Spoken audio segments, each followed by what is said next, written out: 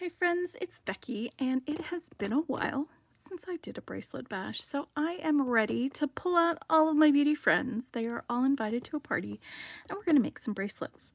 If this is your first time experiencing one of my bracelet bash videos, I'll just tell you what this is about.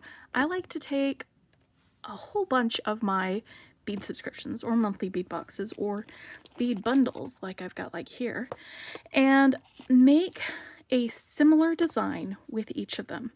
So I've done other ones before where I've done like a single loop memory wire bracelets, and I did it with a bunch of different bead boxes. We've done beaded chain bracelets, we've done goddess bracelets, we've done several other different versions of it. And I do it this way for two reasons. One, because it's fun.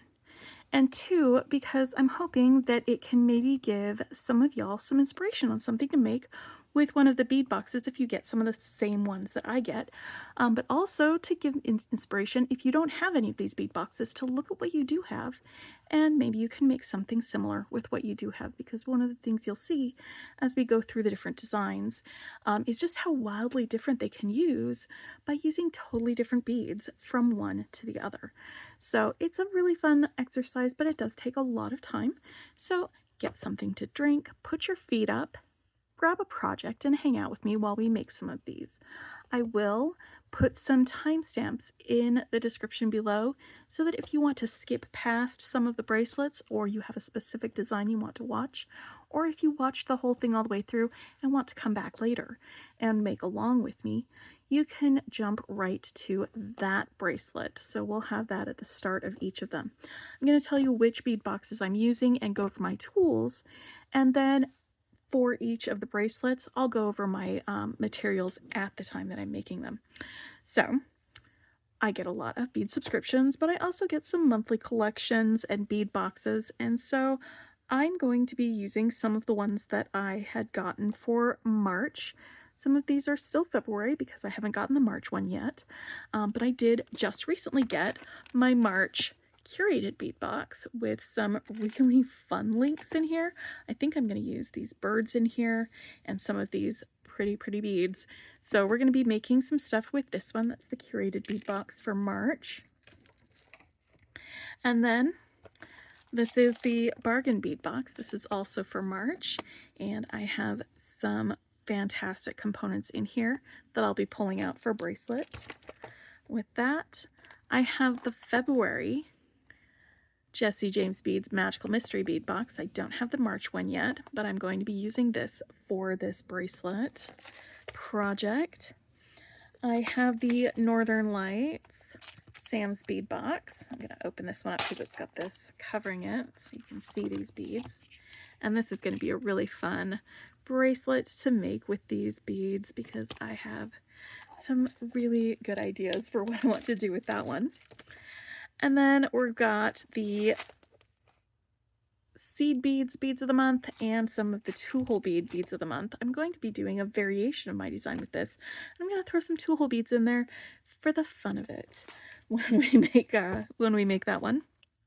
And that was the Adornable Elements Beads of the Month clubs that I get. All of the ones that I've talked about so far, those are all subscriptions. This is another subscription. It is the Dollar Bead Box and Dollar Bead Bag, and I've got my March beads in here, our light purples and our white creamy pearly colors. So we've got that one as well. And then these are not subscriptions. One of these is the Softflex design kit, and it is just, they come up with a new kit every month. It's a surprise, and this one is the double rainbow kit. So I'm going to be using some beads, focals, and drops from here for this one. This is the this was the January Gemstone Orphanage dress-up bag. I've already made my my thing with this one, but there's so many beads in here. You can make so many different items with it. But I'm going to be making a bracelet using some of these beads as well. They are just, I think they just did the the signups, the pre-orders for their April selection for Gemstone Orphanage. Again, it's not a subscription anymore. You have to go ahead and purchase them individually. And then this is also not a subscription.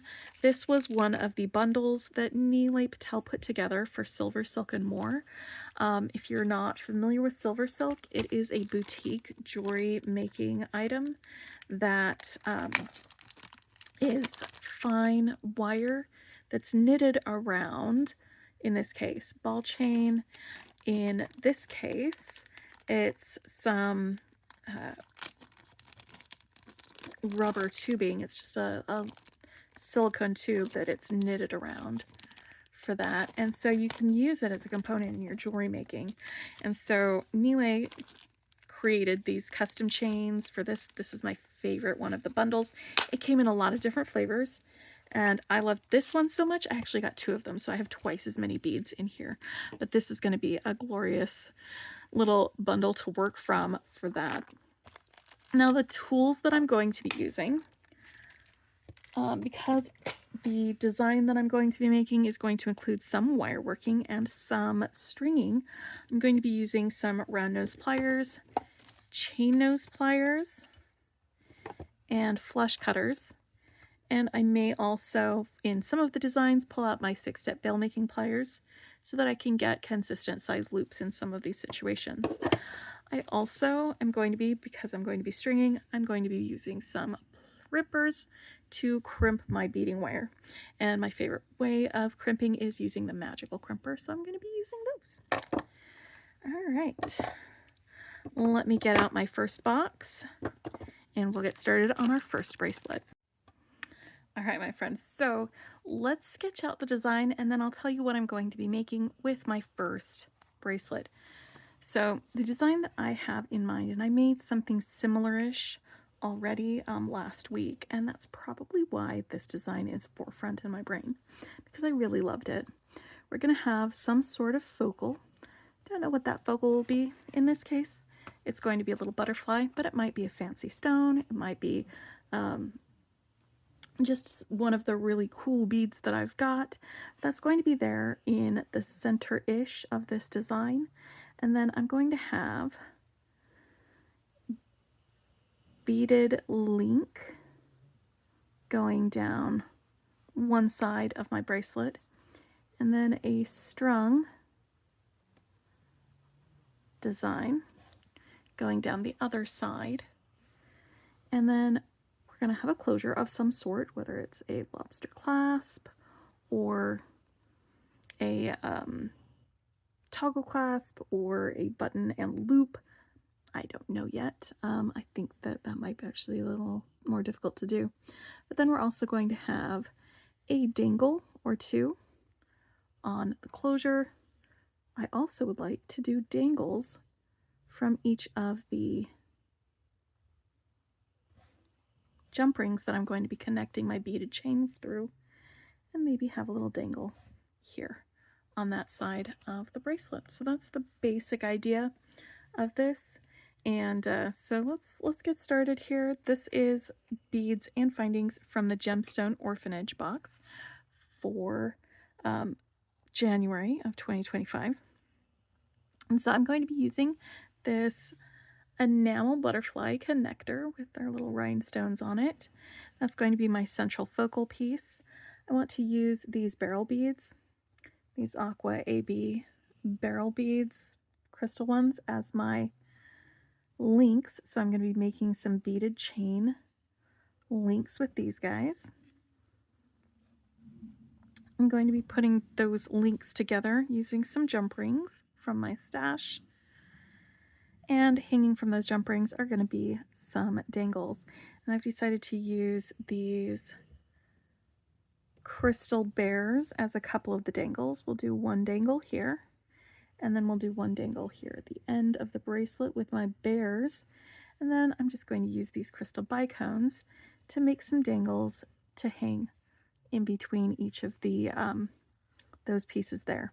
And then for my strung portion of this, got some more Aqua AB rondelles instead of the the barrel beads, and these ocean jasper, or is it imperial jasper? I can't remember, but it's one of those really cool gemstones that have the multicolored bits all swirled together. So I've got the purple and the aqua, and we're just going to intersperse these and have them be our little strung portion until we get to the end. And then I've got a jump ring that I'm going to use for that. All right, the strung portion will be strung on some turquoise Softflex wire. I have some 2x2 crimp tubes that I'm going to be using for crimping my beading wire. And then to make my loops or to make my beaded chain, I'm going to be using some 20 gauge Softflex wire. I'm just going to, for the ease, I guess, sake, when I do that, I'm going to be using simple loops for that. I've already gone over the tools with y'all at the beginning. I mean, it's still kind of the beginning, but I need some head pins because I am going to be making some dangles with y'all. In order to have that, I think I'm going to need 1, 2, 3, 4, 5, maybe 6 dangles of this kind, and then those 2. So before we start anything else, we're going to make some dangles. And so I've got some ball head pins. I think that these will work great.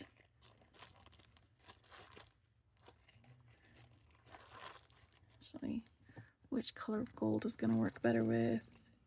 Yeah, it's going to be that more yellow gold. There we go.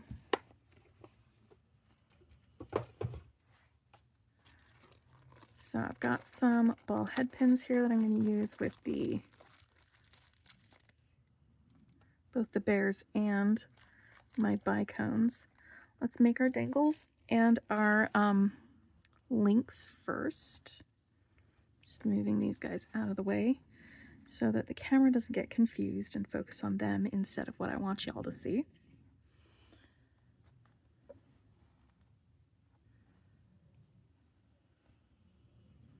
Links.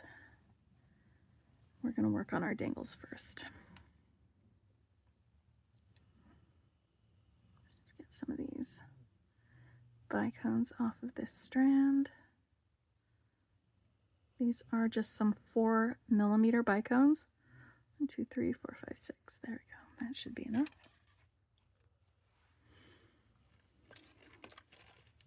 They're very, very light. Hopefully y'all can see them a little bit better. I'm going to zoom in a little bit so we can see what we're doing.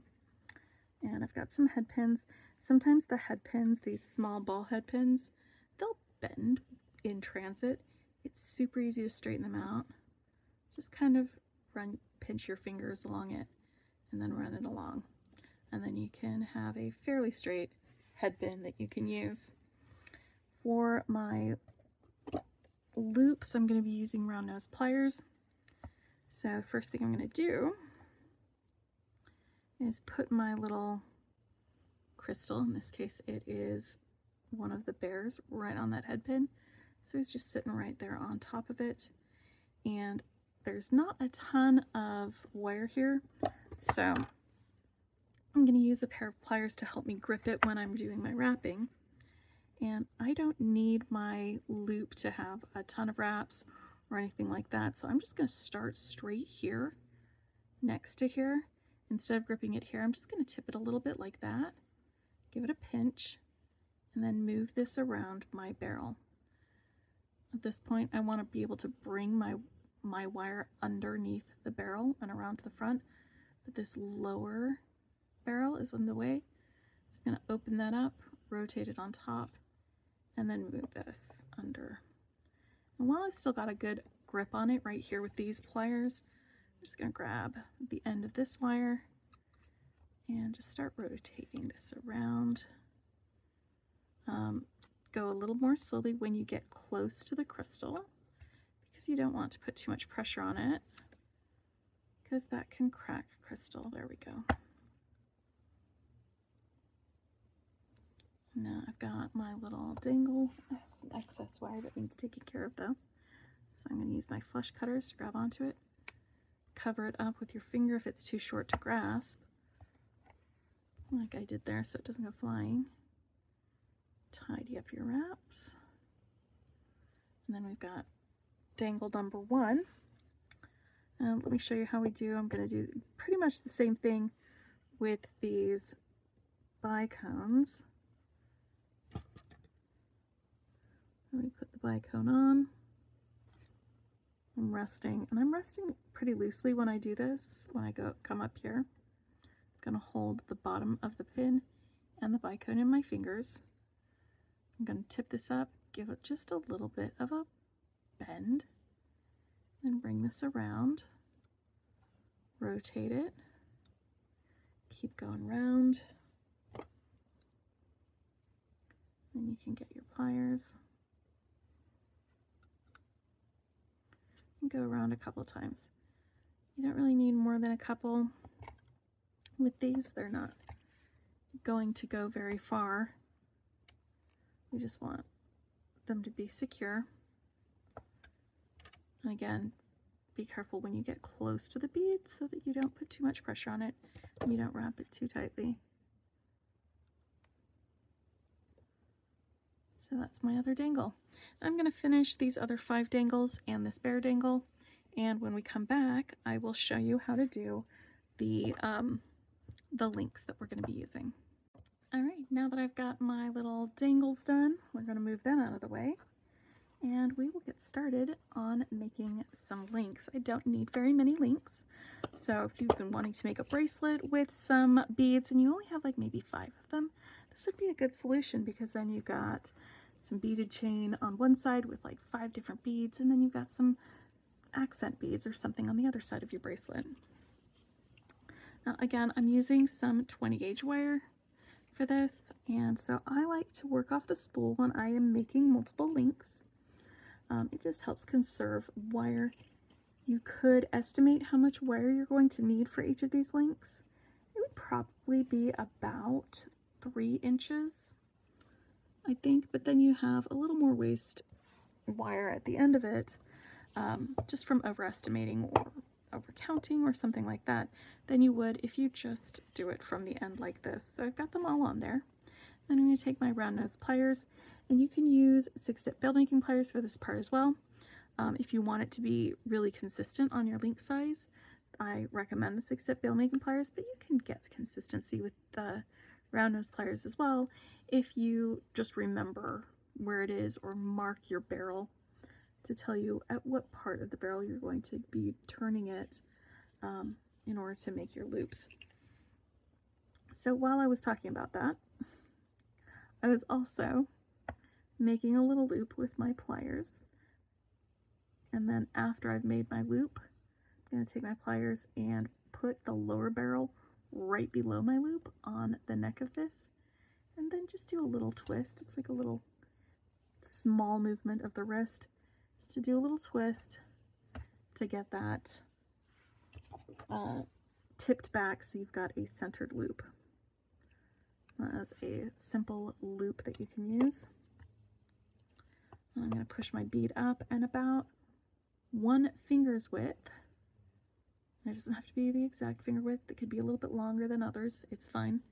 1 finger's width down from the bottom of that bead. I'm going to cut my wire. Be sure to cut the wire, not your finger.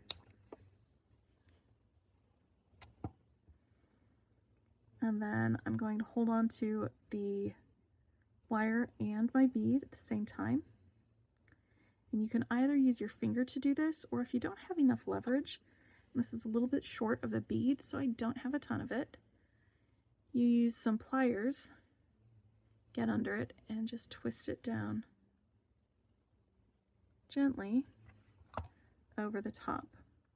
So I'm bending the wire before I make my loop instead of bending the wire after I make my loop. That's why we bend it over, by the way, is so that when we actually do make our loop, it will be centered. I know from experience that from the bead to this part of my finger, if I hold this along the side, that'll give me a measurement of about 1 centimeter or 1/4 of an inch. So I can generally cut there. Your fingers may be different from mine. And when I cut there, I'll have enough wire to make my second loop using my round nose pliers. Just grasp it and then twist.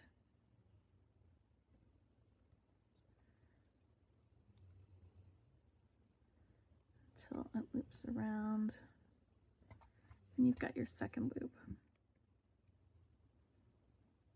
So I'm going to make 5 of these, well, 4 more, so I've got a total of 5, and then we can put them together once I get back. Alright, so I have my links here and they are not put together yet. You could put them together if you wanted to, but I'm going to be linking them with some jump rings and attaching some of my dangles at the same time. So I did not put them together. As for why I wanted to do simple loops rather than wrapped loops, one is because of the size. I want them to be shorter links, and loops just take up, or wraps just take up space. But with 20 gauge wire, small beads, and not a very long chain, this is going to be the perfect size for that, for these types of loops. I've got my chain nose pliers, and then I've got another set of pliers that will hold my jump rings while I'm twisting them open.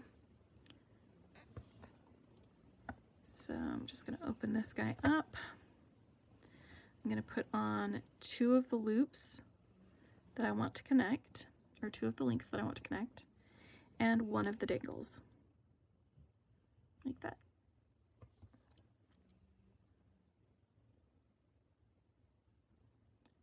And try not to drop these while I swing that jump ring back into place.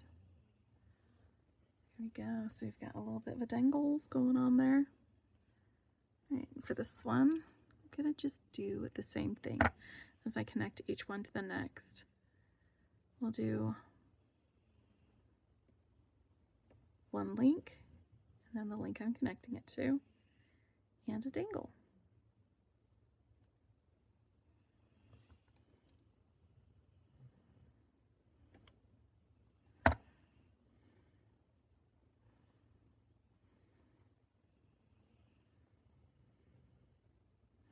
It's so pretty already. I'm loving it.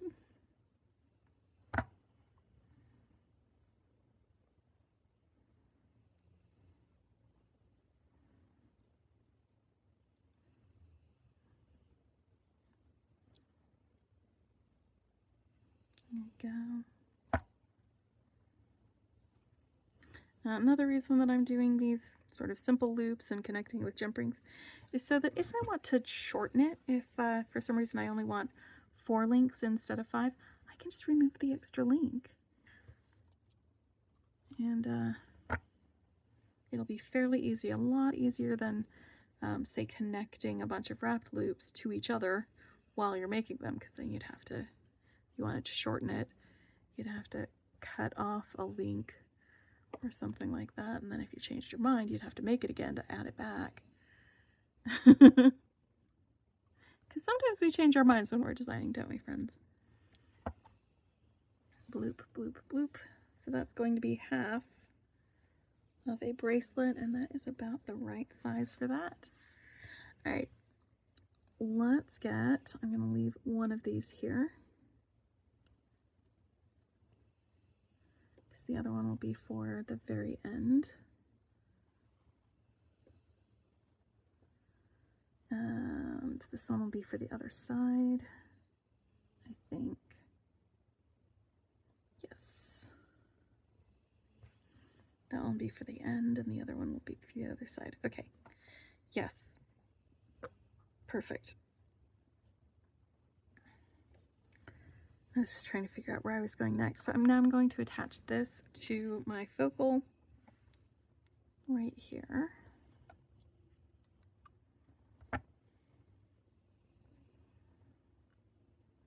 Go through my butterfly, attach that chain that I just made, and then I'm going to do the same thing that I did with the others when I was connecting them together.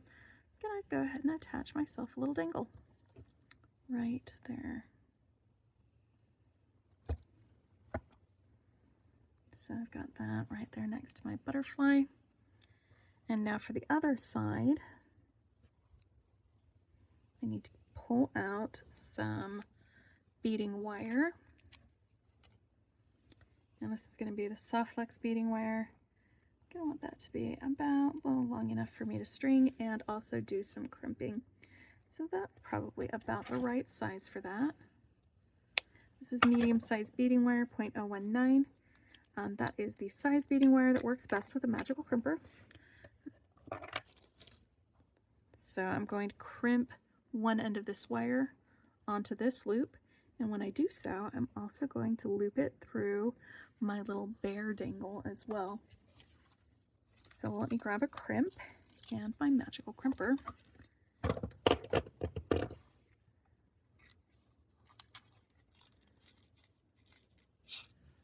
we go. This is a 2x2 crimp tube.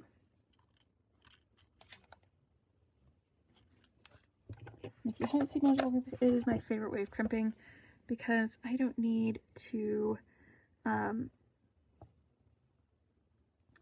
what is the word? I don't need to do a crimp cover or anything like that because it takes this crimp and it'll smooth out all those rough edges, all the sharp edges, so it won't poke you or anything while you're wearing it. So I've got my crimp on my wire. I went through my butterfly, and now I'm going to go through the loop on this bear charm and then back through my crimp so that the loop that attaches this wire to my butterfly will also be holding the bear charm on. So, you know, instead of a jump ring to hold it on, it's going to be this loop. All right.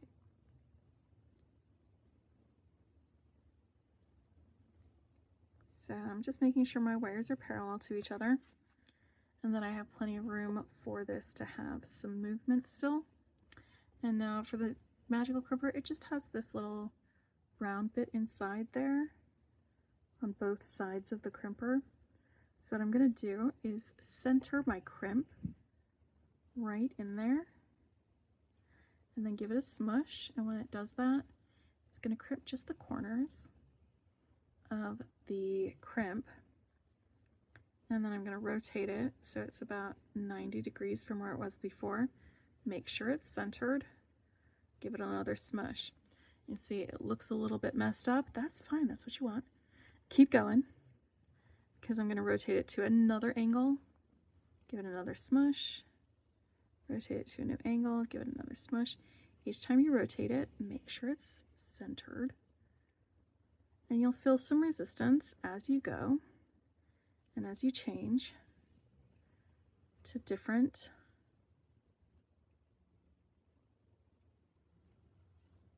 angles. And when you stop feeling that resistance, it's done and all of those edges are smoothed down. This is why I love this. It is very strong. It's my tug test. It will hold up for a while. All right, friends, let's get these beads on here. Let's start with one of these roundels.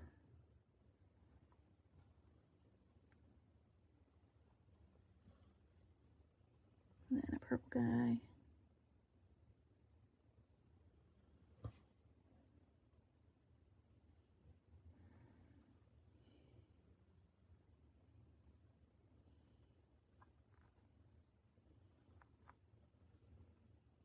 Roundel.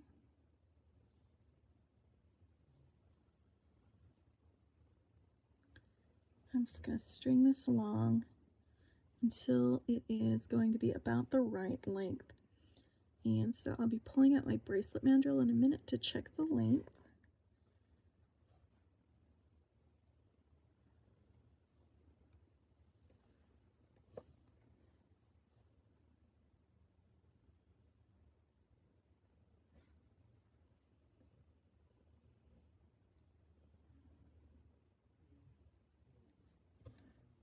All right.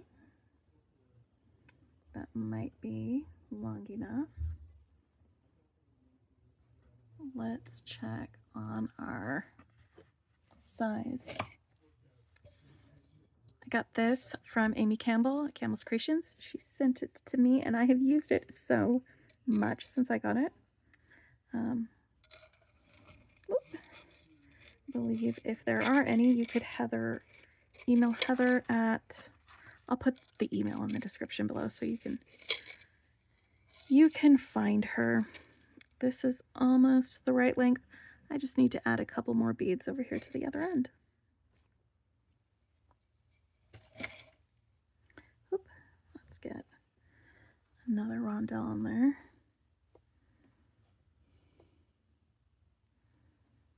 One of these. And another one.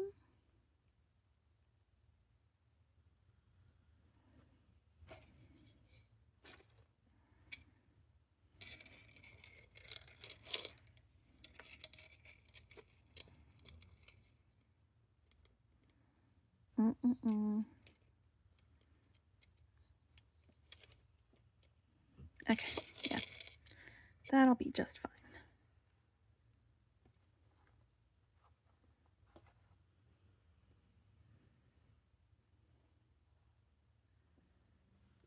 All right.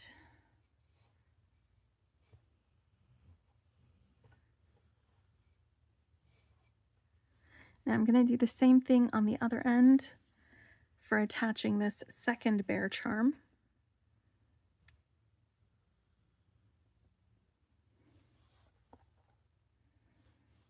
And I'm going to go through this jump ring. Let me just make sure the jump ring is good and closed. I'll go through the jump ring instead of through the loop here. So I'm going to get my crimp first, then go through the jump ring, and then through my little bear. Then we'll go back through that crimp, this beading wire.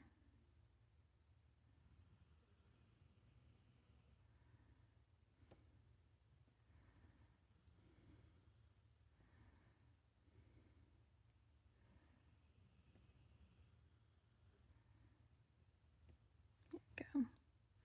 And when it's the second one, I like to use my fingernail just to wiggle that crimp bead a little bit so that it is not pressed right up against the bead, because I want to still be able to center that bead in my magical crimpers when I go to crimp it. And if it's pressed next to the bead, it makes it a little bit more difficult.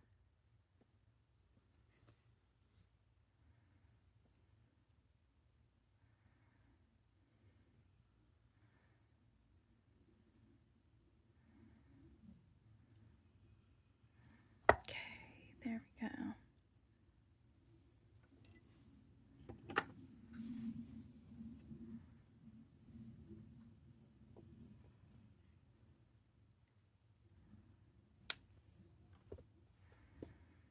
And now let's get the lobster clasp attached to that end.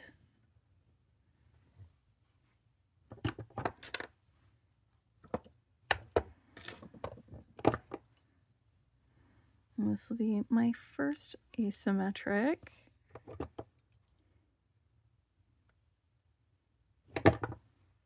Dangle bracelet for this Bracelet Bash.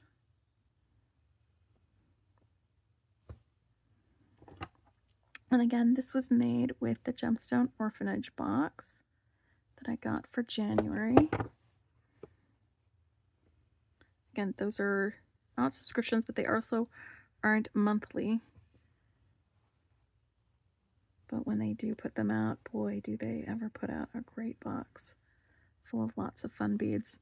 I'll also have links to some of the other things that I've made for each of the bead boxes that I've used in the description below, as well as links to where you can probably try and find these guys in future endeavors.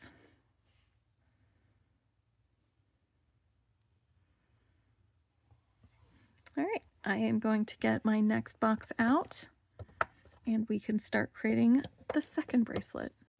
So for the second bracelet, I'm going to be using some beads and some findings from the Key Lime Pie Bargain Bead Box. And this was the March 2025 Bargain Bead Box. And I'm going to be using some of these crackle glass beads, some of these gemstone beads, some of these lampwork beads. They have little gold flecks in them. I'm also going to be making a focal. In the previous design, I just used a specific, like a butterfly connector as my focal. I'm going to be making one for this one, and just to review, we're going to have a focal. We're going to have one side that is beaded chain with some dangles. We're going to have the other side that is strung, and then we'll have a clasp and maybe a dangle at the end of the clasp and maybe a dangle there. So that's the basic design that we're using with this. So I'm going to be doing my beaded chain portion with these big chonkers, and for my dangles I'm going to be using some of these opal like crystal beads, some more head pins that are ball head pins, focus, there we go, and some little spacers again that were in my thing. Then for the clasp, I've got this clasp that was in the bead box. I'm going to set it aside for now because we won't need it until later. For the focal that I'm making, I'm going to be using these, I don't know if they're acrylic or resin. They're probably resin. Cabbage beads. They're lotus beads, but they look like little cabbages, so I've been calling them cabbages. I have a couple of the bead caps that came in the box, and another one of these opaly beads. So we're going to be making a focal with that.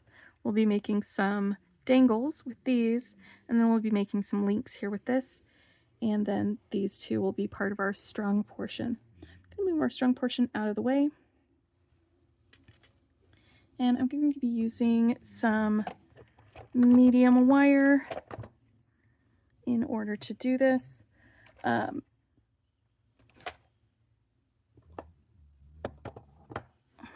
not medium wire. This is 20 gauge craft wire. So 20 gauge craft wire for my links. And then we've got our dangles right here. I went ahead and pre-made some of my dangles.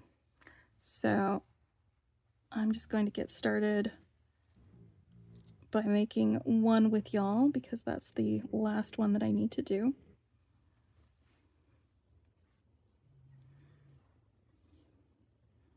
I'm going to get started with the crystal first, and then we'll put our spacer up on top, and then I will use my round nose pliers, and I don't need a lot of space for this dangle, so I'm just going to put my pliers next to the spacer and then tip the wire just a little bit. It doesn't need to be at a huge angle, and then push it around the end. And I'm just here close to the end of this barrel because I don't need a huge loop either.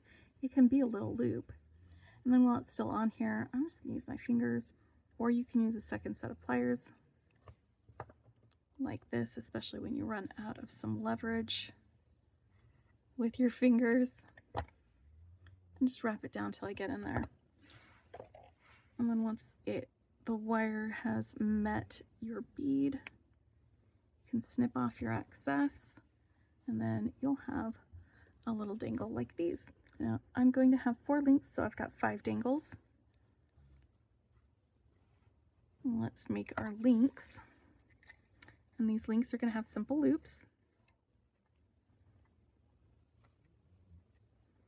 I'm just warming up my wire and straightening it out with my fingers. Again, this is craft wire. And so I want to take my lampwork beads and stick them right on my wire. I like to work off the spool when I'm doing this. And then I'm going to use my round nose pliers, grasp my wire right there in the barrel, and then rotate it around until that end meets the wire. I'm going to take my pliers and put my free barrel right there below where it meets, and just do a little tip back, and that makes my loop.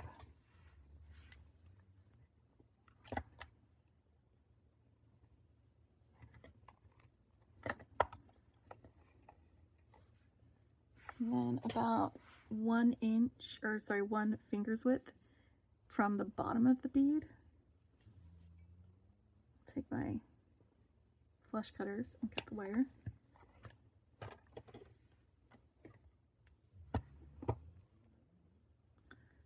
Bend this.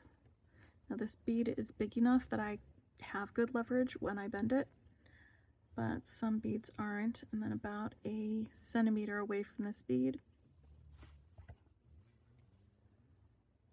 snip that.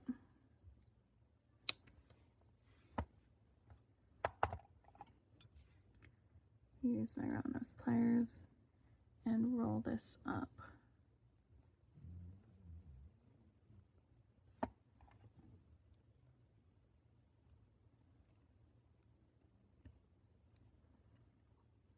Okay. And now I've got myself a little link with this lampwork bead. So I'm going to finish the other 4 lampwork beads, and when I come back, we will make our focal too. Alright friends, let's get this focal made. I'm going to be just basically making a long link, longer than these anyway. I'm going to start with one of my little cabbage guys, and I'm going to put the base of the flower towards the center of this focal. So I'll go through from the top, not the base, onto my wire. Next, I'm going to put on one of these bead caps, and this bead cap is going to have the open end facing toward my large bead. So the concave end. But it just sits right there on the base, looking pretty, smooth, fun. I'm going to put our little crystal right there. And I'm just going to mirror the other side of this using my second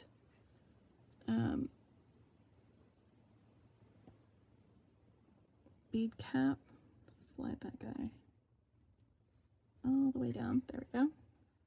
Then I'm going to use my second cabbage, and I want the base to be towards the center, so I'm going to start through the base for this close cap one. So your parenthetical end brackets. And that's going to be my main focal for this bracelet. Alright, so I'm going to be basically doing the same type of link as before. I'm going to roll this back, get it bent, push these guys forward, snip off my wire, hold on to the beads and press that down. Snip off my excess. Start bending this towards justice. Just kidding, towards the bead.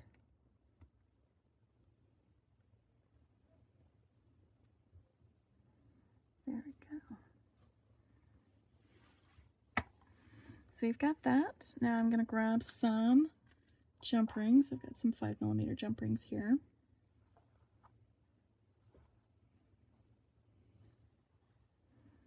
And I'm going to start putting together my little chain and add my focal.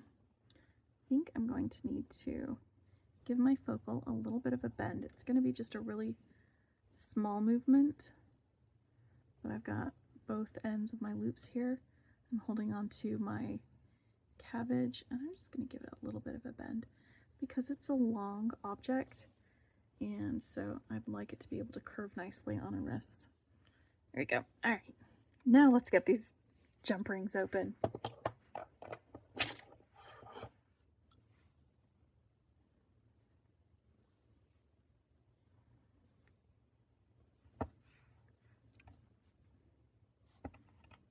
to hold it with my left hand because I'm right-handed, and then open it with my right hand. Okay, so I'm going to go through one of my links. I'm going to add a dangle. I'm going to go through my second link, readjust my grip. Go.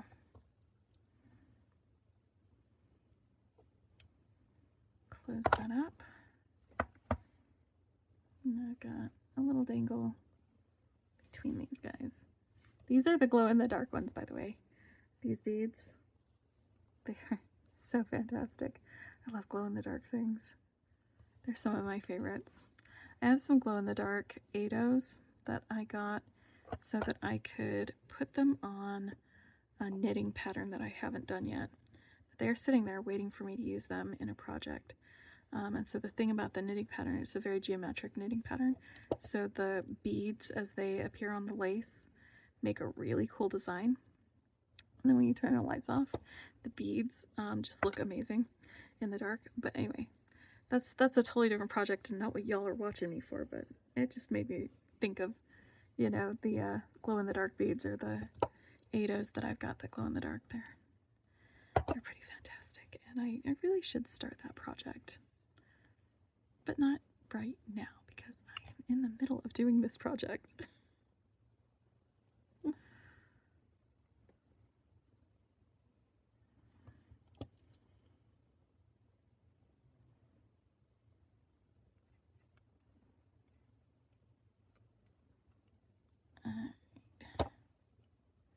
You know what I forgot to do? Put on my second bead, or my second link. All that work to get it to close right, just to open it again. Alright, so we have these guys, and I'm going to attach my focal over here. And when I do, I'm going to use another one of my dangles, and I think I forgot to put my spacer bead on this one when I made it. That's okay, because it will be a different dangle in a different place. I'm going to use this one. I got spacer beads on all of those. Okay, good.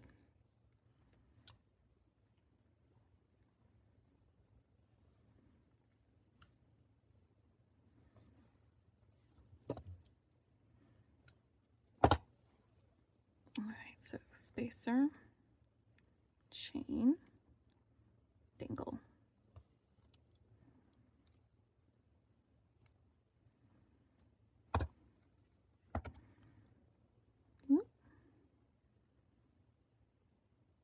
Alright, let's move this out of the way and get the beads that we're going to be stringing, and we can start working on that part.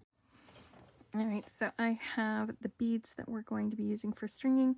Again, we've got these crackle glass beads.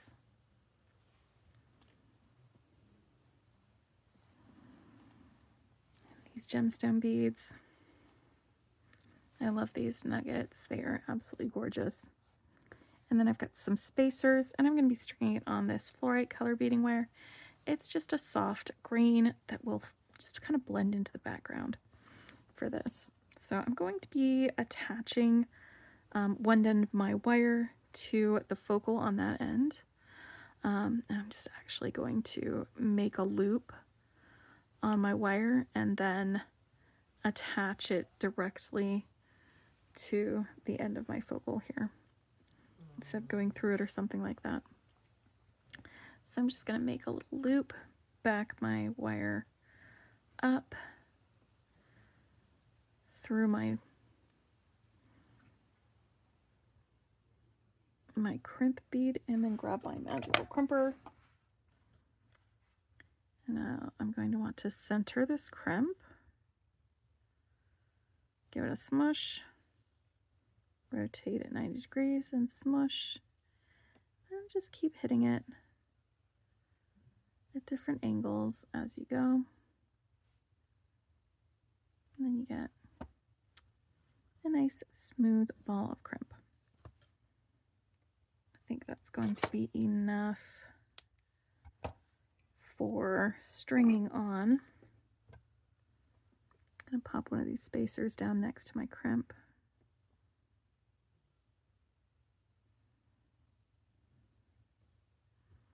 And then one of these nugget beads. Actually, let's do 2 nuggets.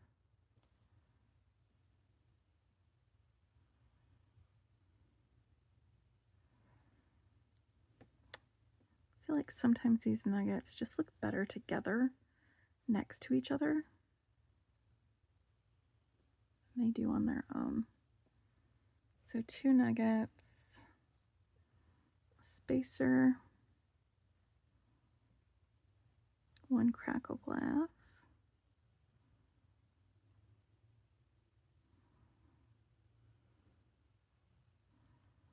a spacer,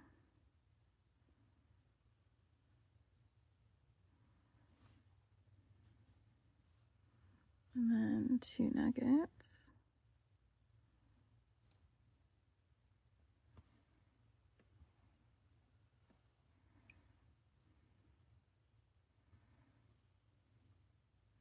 Yep, this is working for me.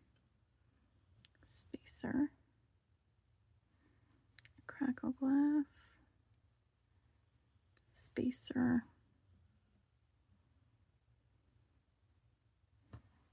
and 2 nuggets. Serpentine, that's what this is. I'm spaced on the name of this.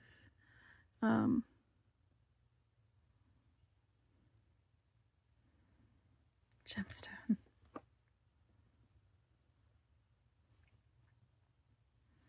All right, now that might be long enough. I'm going to go ahead and connect it and find out. Got a little bead bug or bead stopper. I'm going to just clip that onto the end of that strand so it doesn't go anywhere. I'm going to open this loop here.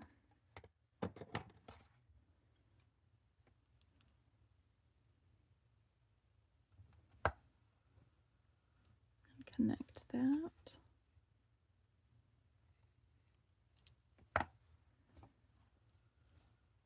Now let's get to measuring.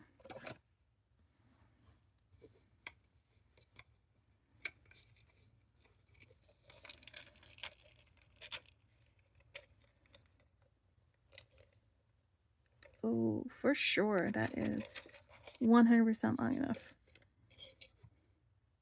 Almost exactly. In fact, I think it might be a little too long, so I'm just going to take one of these off, pop that guy back on.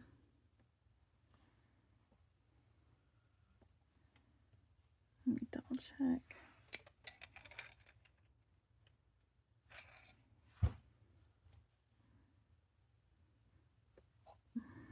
Another one of those off. Okay, because I have to keep in mind that I have a fairly large lobster claw, and that's going to take up some space on here. All right, so I'm going to attach the lobster claw here, which means I'm going to be attaching my little extra dangle that I forgot to put my ball spacer on, and this to this end of my beading wire. So let's grab a crimp.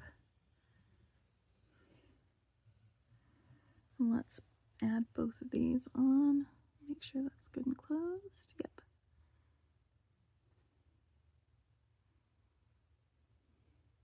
I like having a dangle on the close end of a bracelet because it gives me something to hold on to sometimes when I'm putting the bracelet on by myself.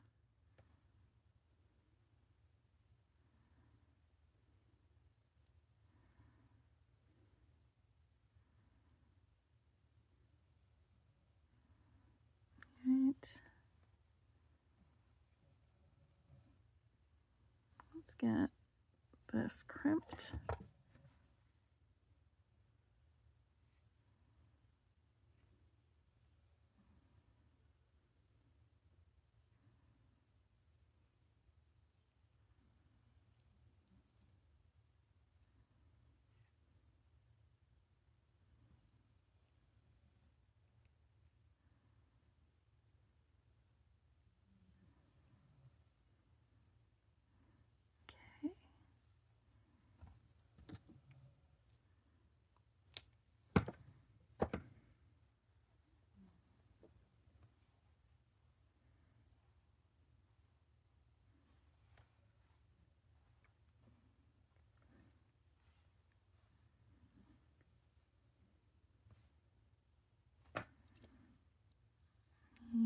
here we go.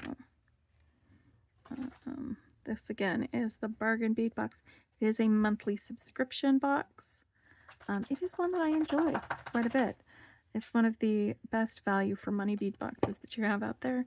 It's very, very beautifully curated. Has good quality findings and beads.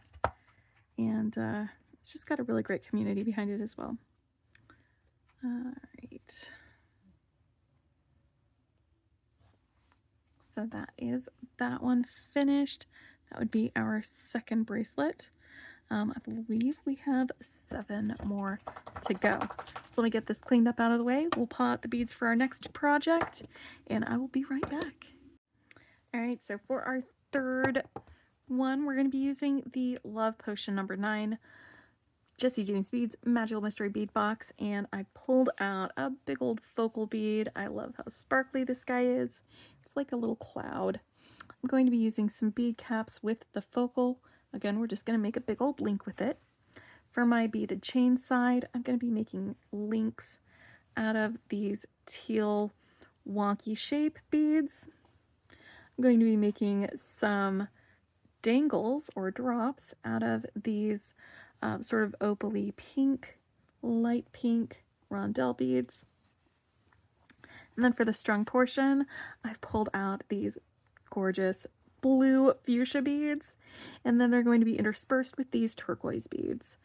And that's going to be the strung portion for this design. So we're going to get ready and do that. Let me make the focal first. I'm going to do the same type of simple loop links that I've done on the previous ones. But if you've skipped over some of those previous ones, then this part of the tutorial is for you. I'm going to put the bead on that I want this to be part of. I'm going to be adding the first bead cap after I get this off, but I'm putting this on my wire. I'm using 20 gauge wire. Make sure my end of my wire is cut flush. It wasn't, so we're going to go ahead and cut it there. And then use your round nose pliers, grasp the wire about the part of the pliers that you want your loop to be that specific size. I really like the first third of my pliers for a good loop. Once you've rounded that down so that it's touching the wire like that, you want to swing this around so that it's right below it, and then give that just a little backwards push in order to make a bend in your wire. All right. Once that is all straightened out, I like to measure from the bottom of the bead, whatever bead is the last one when I'm doing this, for 1 finger's width wide. Cut the wire, not your finger. And now I can put my second bead cap on there. I could have done the bead cap before I did all of that, but then I have to chase it around on my spool. And this way I can just make sure it gets put right in the right place. Right, and now I want to bend my wire so that I can make a second loop. So I'm just going to use the leverage and my finger to bend it this way. You can use a pair of pliers to bend it. You don't have to use your fingers. I just often find it easier to use my fingers rather than reaching for another tool. All right, so now we've got this little bit here. I know from experience that this part of my finger measures about 1 centimeter or 1/4 of an inch long from the side of the bead when I'm holding it, and that's why I always cut here and measure along there that way. All right, so I'm going to snip off all of that and then roll this up all the way. Straighten out. Straighten up and fly right, friends. Okay, so that's our big focal. And then I'm going to make some links that are basically just like that with these beads. It's just going to be a little bit smaller because it's smaller beads. But I'm going to do the same thing with my loops. Create my simple loop at one end. Measure 1 finger width down. hold on to my bead, make a bend, cut off my excess, and then roll up the wire into a loop.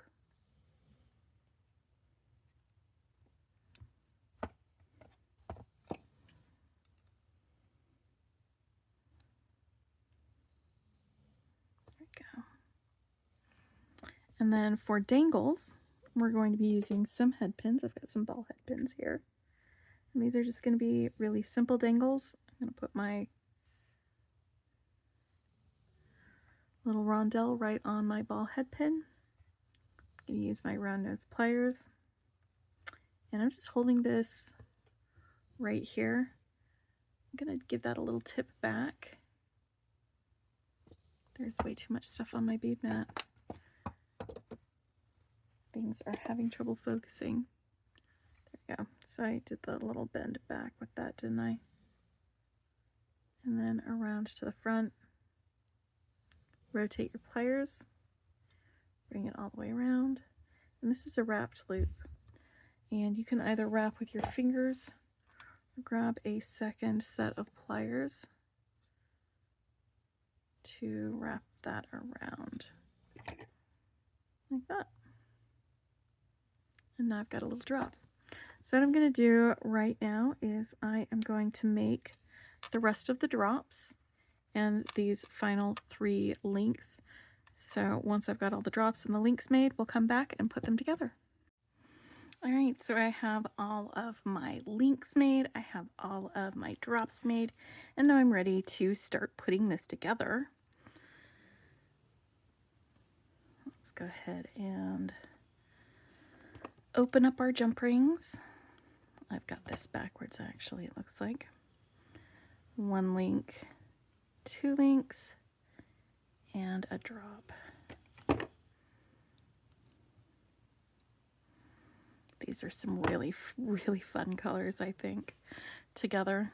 They make me happy. I love teal and like hot pink, and it just is working for me. It's absolutely working for me. It's got a real strong, like, 90s vibe between the teal and the hot pink.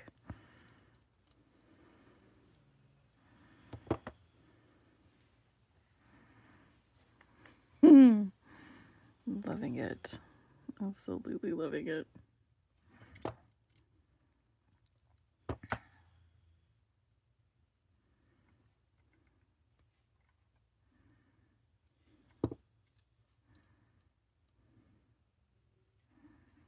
Yep.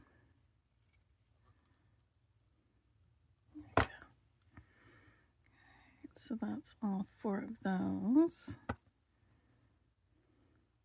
Let's connect that to our focal.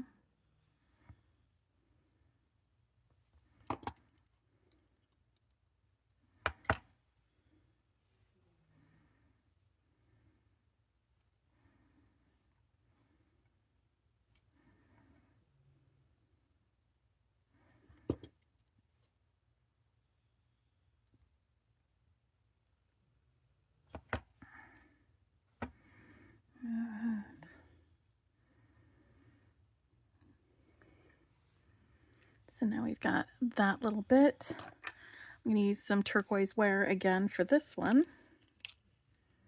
Let's get it strung on with these guys here, and then we'll check the length. I do have more of all of these beads, so we can make it a little bit longer if I need to. That's the first half of this asymmetrical bracelet. I'm going to grab some 2x2 crimp tubes, put it on my wire, and then crimp it. Oop.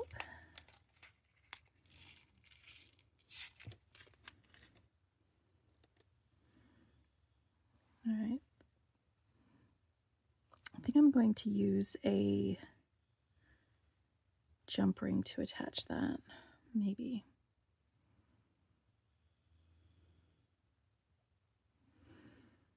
Yeah, I think I'll use a jump ring to attach that. See, there are little variations that you can do from one to the other and how you construct it, what steps you take. I'm going to crimp my loop here before I start doing any beads.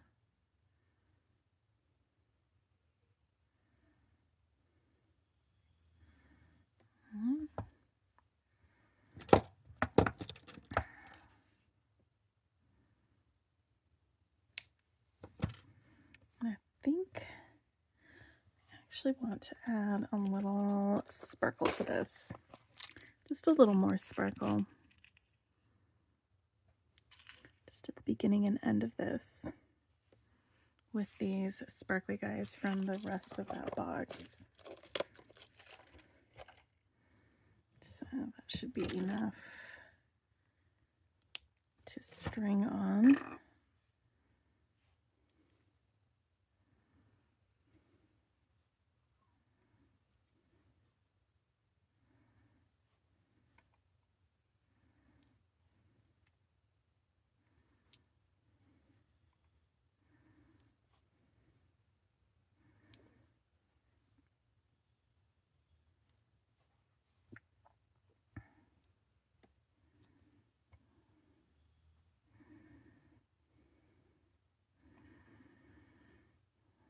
I think that is going to be just about right.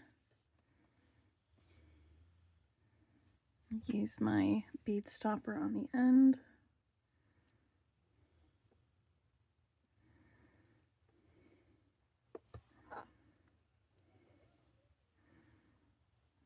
And then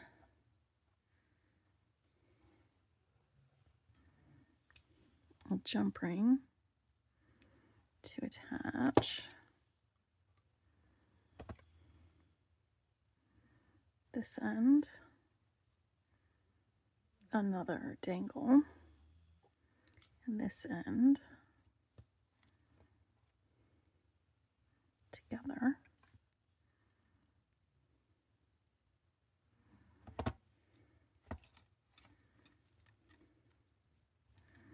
All right, let's see if that is going to be long enough.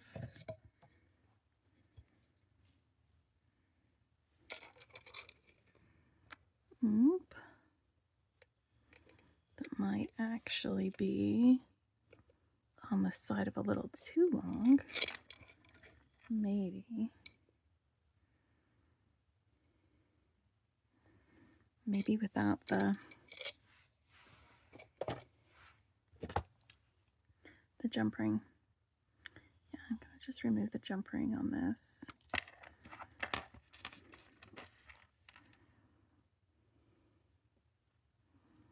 That means that dangle's going to, but that's fine because I didn't really want another dangle there. I've already got one on the other side of the focal. Boop, boop, boop. There we go.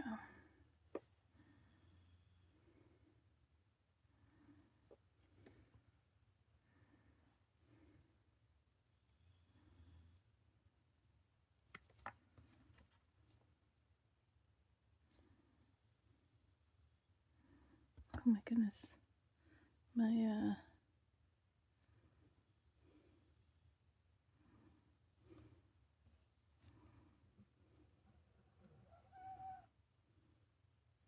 little bead caps are coming loose.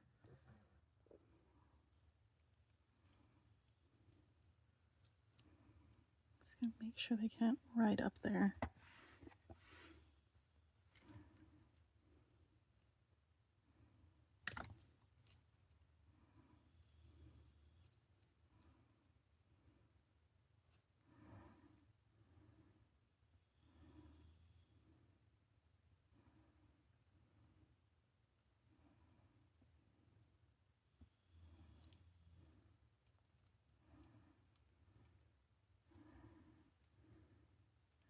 Let's fix the other bead cap.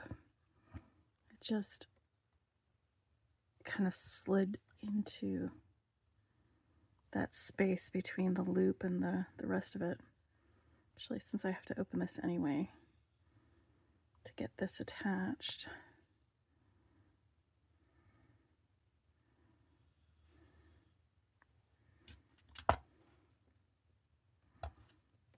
Oops.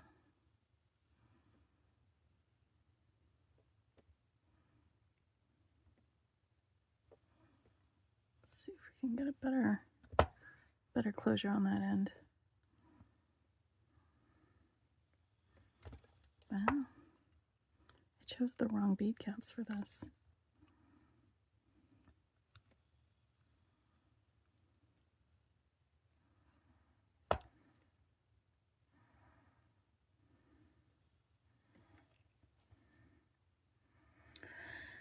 It'll work. It'll work. It'll be fine. All right, so let's get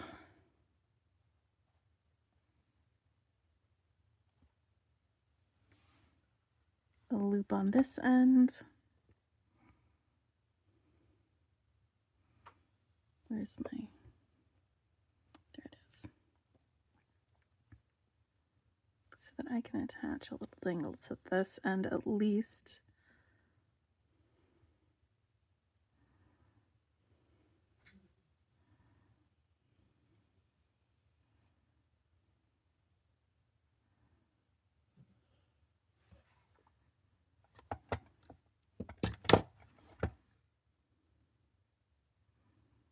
Again, I like to make sure that there's enough room between that last bead and my crimp that I can center my crimpers on the bead.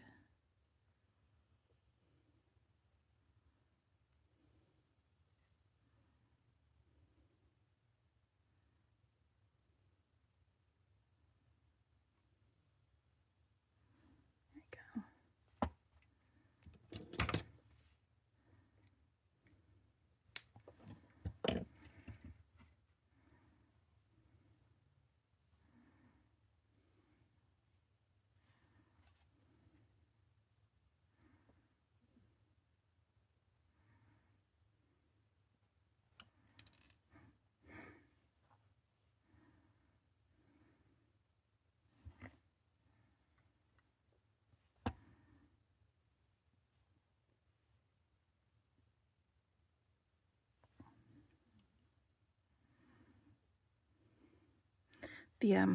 Except for the round part, these are flat, so they work actually pretty well as a second set of pliers to open and close jump rings with.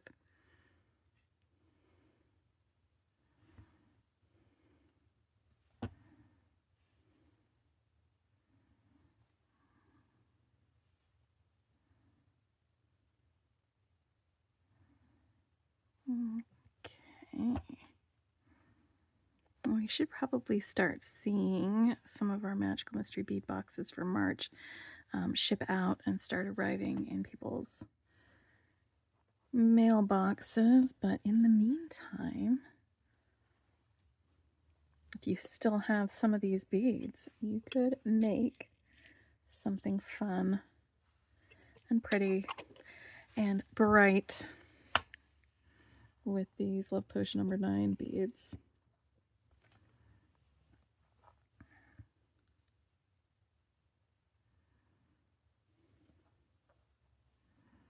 It's not just Valentine's Day beads in that box. Not a single heart here.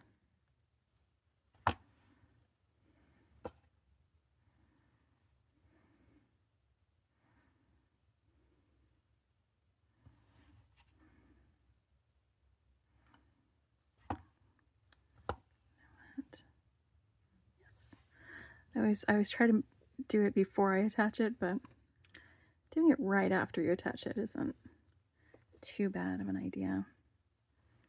So there we have bracelet number 2. Just to wrap up what we've made so far, we have a bracelet from Bargain Bead Box. We have a bracelet from Jesse James Beads, Magical Mystery Bead Box. And we have a bracelet from the Gemstone Orphanage box. This is from the Dress Up bag. And I am having so much fun.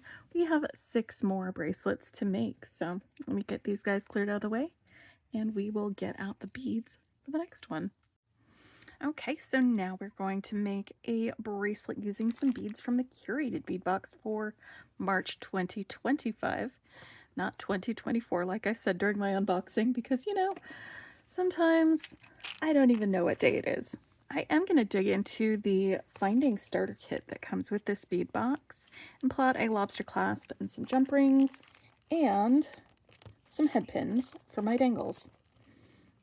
I'll be using, probably I'll just go with this same fluorite color beading wire to string stuff on, but I am going to be using some silver plated pewter 20 gauge wire for my links, just because it's a good color wire to sort of match with that antique silver color focal that we've got.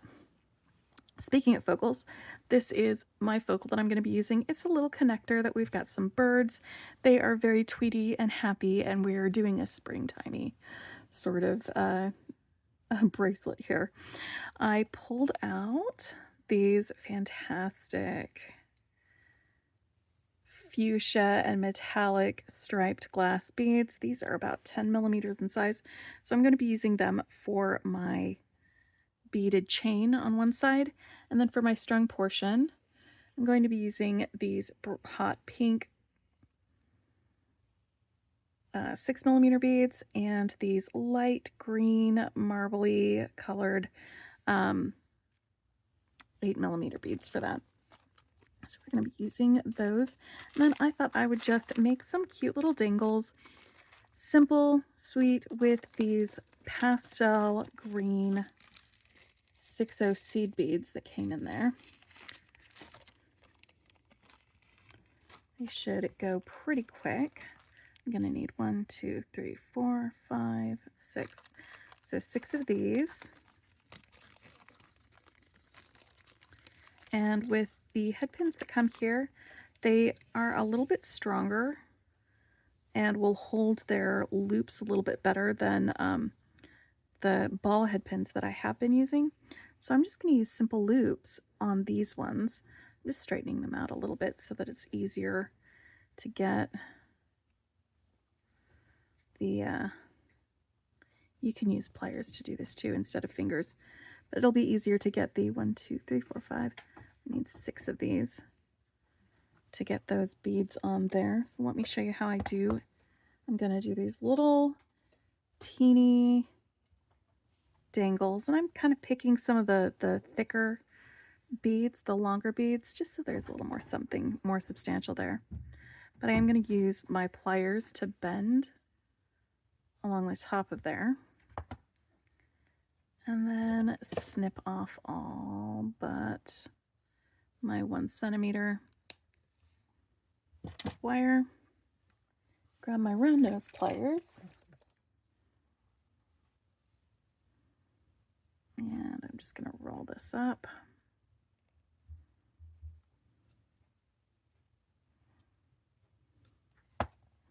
Like that.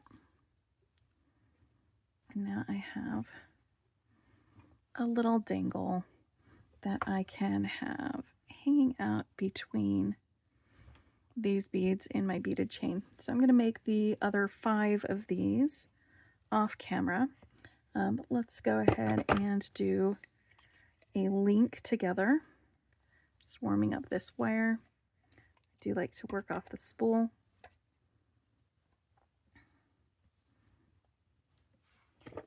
So I start by putting a bead on the wire, and then if this is not cut flush, so I'm just gonna, there it is, now it's cut flush.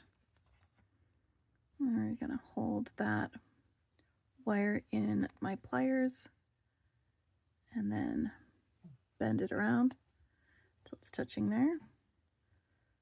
Put the pliers up against the bottom and give it a little bit of a tweak in order to bend it and center that loop. I like to harden my loops with my pliers just so they hold better. And then about 1 finger's width down from the bottom of the bead, I'm going to cut that off.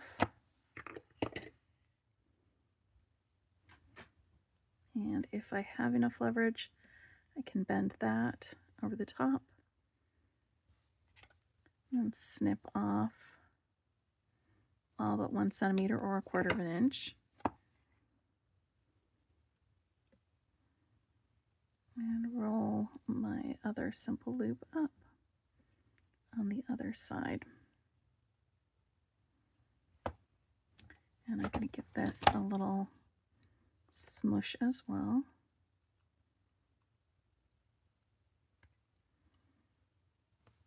And that's how I'm going to make my links. So I'm going to finish these other 4 links, and I'll make 5 more of these dangles, and I'll meet you right back here.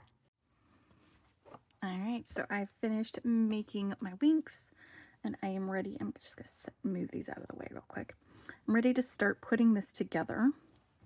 So I've got my focal over here, and then I'm going to build my chain first and then attach it to the focal.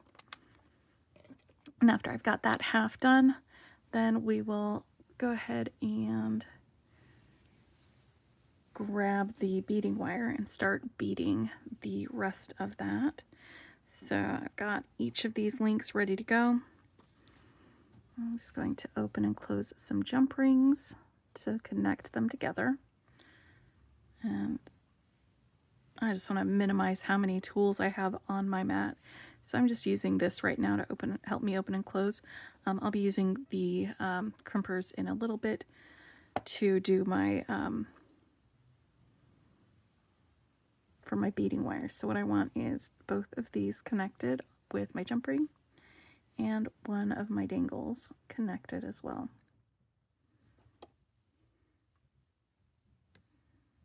There you go. How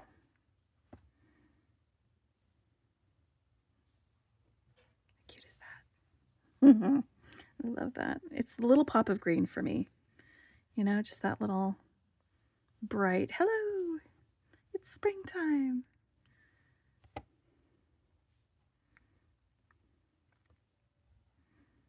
Right. And it actually doesn't matter what order you do these in. If it's link, dangle, link, or they all end up like sort of in the same scenario, same area. So it doesn't super matter what order you put them in. But sometimes I like to do it in the same order so I don't forget a step. You know? Like there's that, and then this. For all of these. With those dangles just hanging out right there in the middle. So we are having fun with dangles. That's what we are doing with this project and with all of these projects.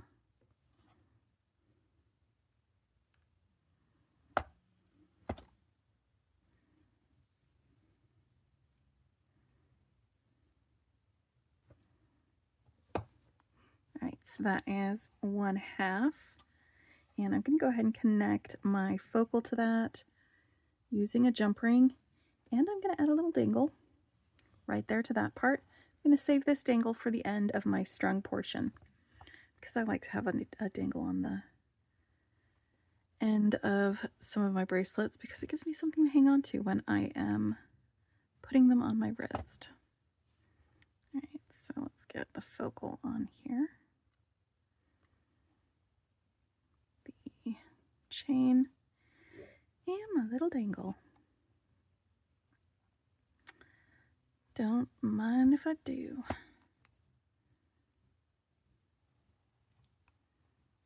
Alright, so that is the first half of this bracelet. Let's get that second half out here.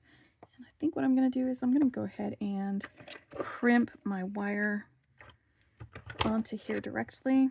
Let's get about that much wire cut.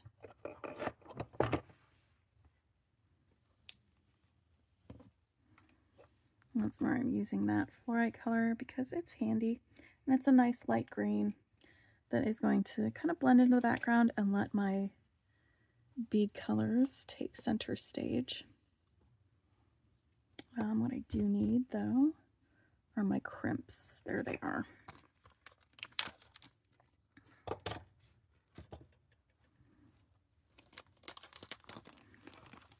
this guy crumped.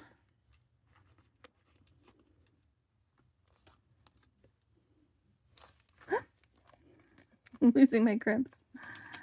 That's fine. I've got most of them. Just one of them decided that it was just gonna jump off the edge of my desk.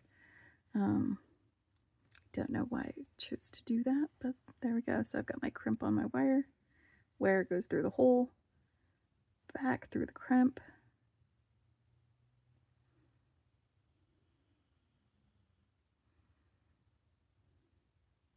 And then we make sure we've still got some movement on that. And then we want to make sure we can center that crimp inside the crimpers. Give it a little squeeze, rotate and squeeze.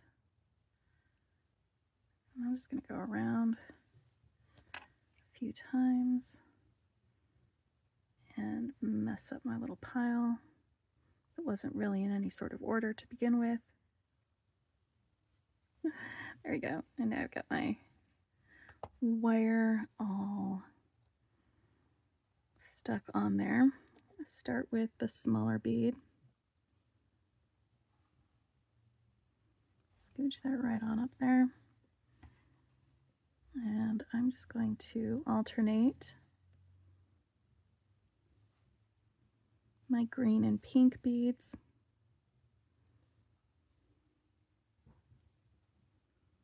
And just keep going until I feel like it is long enough.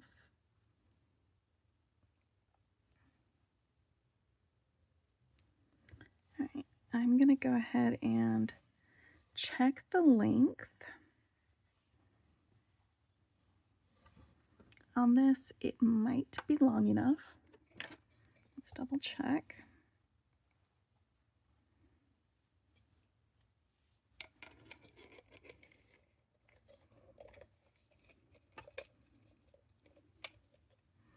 Oh, yeah, definitely long enough. In fact, it is long enough that I can probably take off that bead right there and end with some pink. It's a really long focal, so that's probably going to be just about perfect just to be able to attach a lobster clasp and stuff to it. All right, so what I'm going to do with this end is I'm just going to crimp a little loop on this end. So I'm going to go back through my beads a little bit. You don't have to go through all of them. In fact, you don't have to go through any of them. I just like the end of the wire a little bit better when it's cut off between the beads rather than cut off right next to the crimp. It just hides that end a little bit more and kind of protects my skin from the end of the wire, because sometimes the end of the wire can be a little bit pokey. That's fine. So giving that a little squeeze.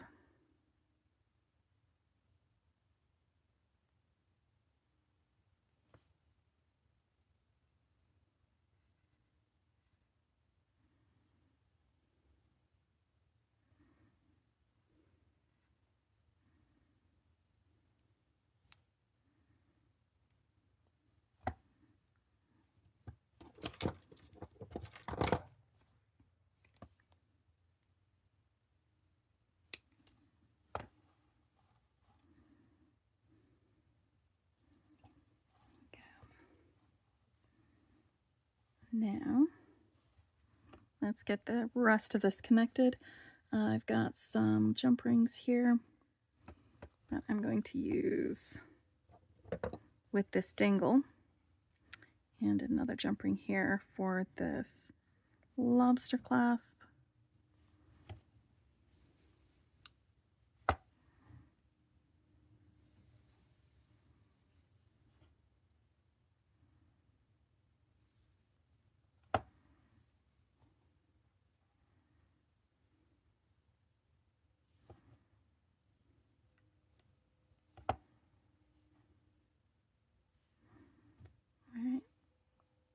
I can always add another jump ring if this ends up not being able to close. But just in case it does, and this is what I mean by I like having a little thing to hang on to when I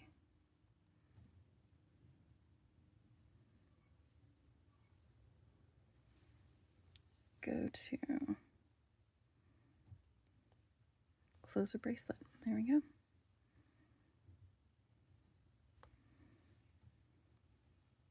I could turn it around the other way.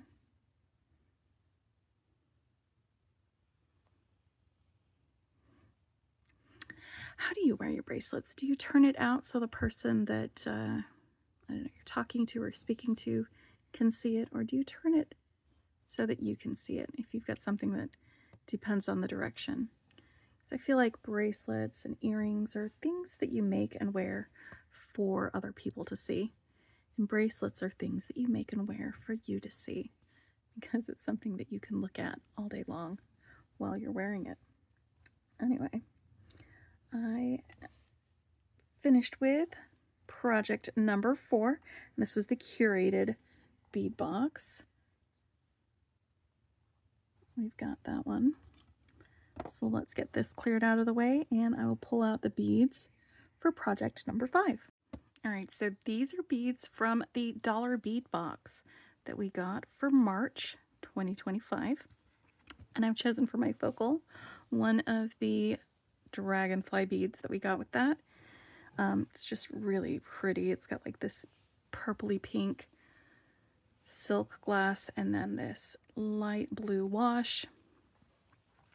And then for my beaded chain portion, I picked out these crystal nuggets. They are beautiful and look like ice right there like that.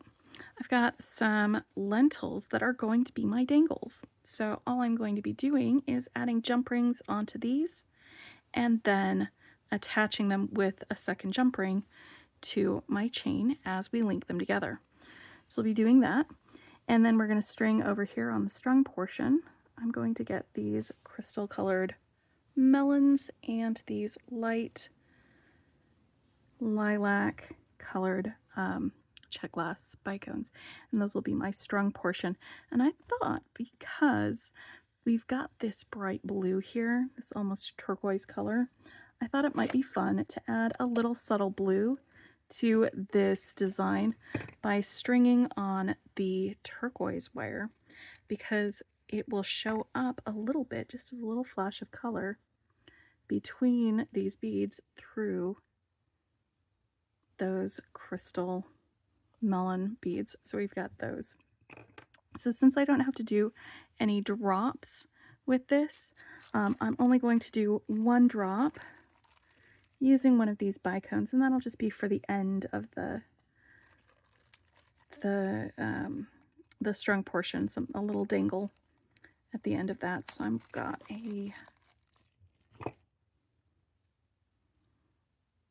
little ball head pin here and one of these bicones, and I'm going to just do a really quick wrapped loop with that using my round nose pliers and another set of pliers. So you can tip that back, bring it forward and all the way around. So I'm only making one dangle since I'm going to be using the lentils as my dangles for the other portion. There we go. That's a nice little dangle.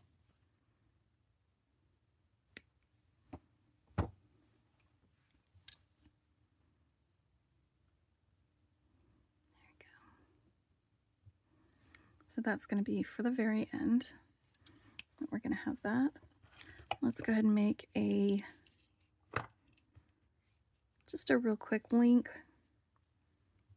using some 20 gauge wire. And I'm going to make a link for my dragonfly. Simple loops, just like all of the other bracelets that I've made today. loop it exactly the same way. Bringing that loop around, making sure we've got a little bend, and then work hardening it with a smush. Let me put our bead in place, measure 1 finger width wide.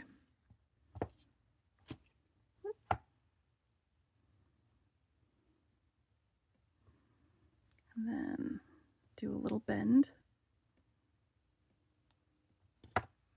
Measure out how much wire we're using for a second loop. And rolling this guy up.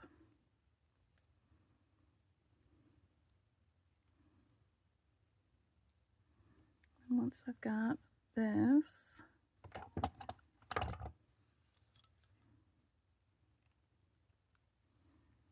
connected, that's going to be ready to go. I can move that a little bit out of the way, and also these guys.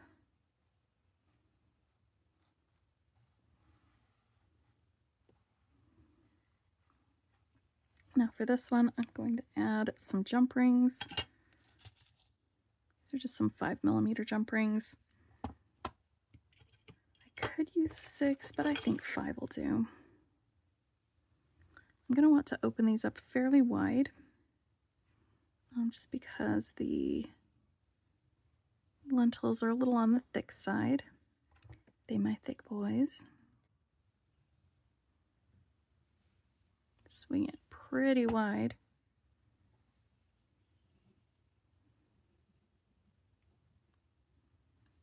And it looks like I am going to need to make a switch to the 6mm jump rings.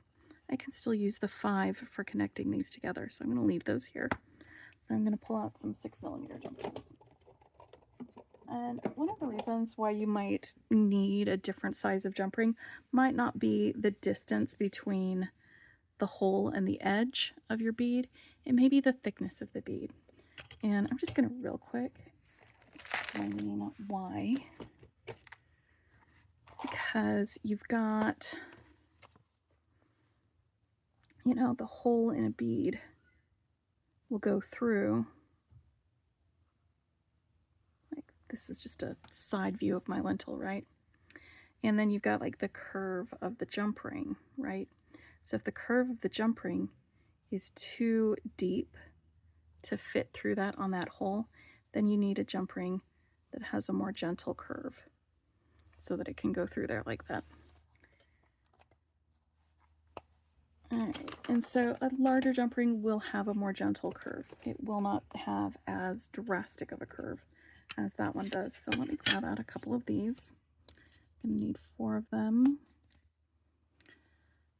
And yes, you're right, I do need to sort out my jump rings, but that is a project for another day, is what I keep telling myself every time I think of this. All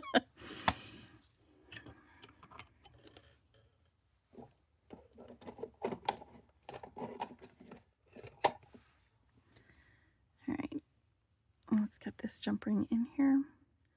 If these jump rings don't work, I will make a dangle using some wire, but I'm pretty sure that these will work. They will work just fine.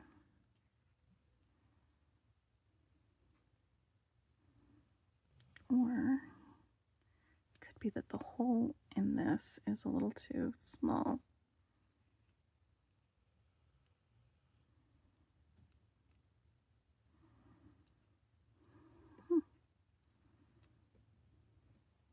All right, we're going to make some dangles then. You ready, friends? Let's go. I'm going to see if the 20 gauge wire fits in there. If it doesn't, I've got some 22 gauge, and it may be, nope, 20 gauge is fine.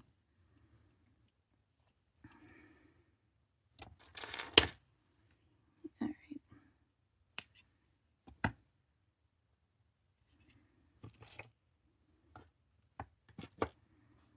Now, I'm just going to make myself a little simple loop right here. That's going to be the top of my dangle. And then right here, I'm going to bend bend this forward slightly. Put this through here.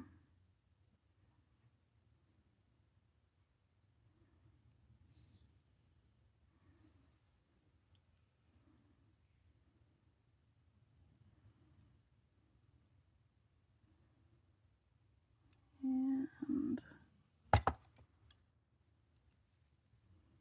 there.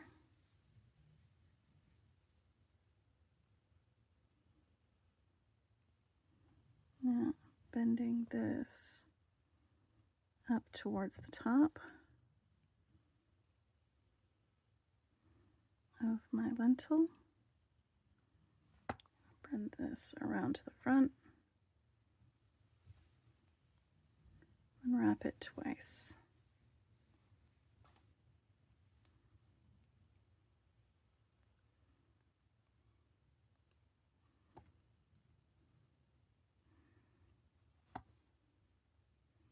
Go. Snip, snips.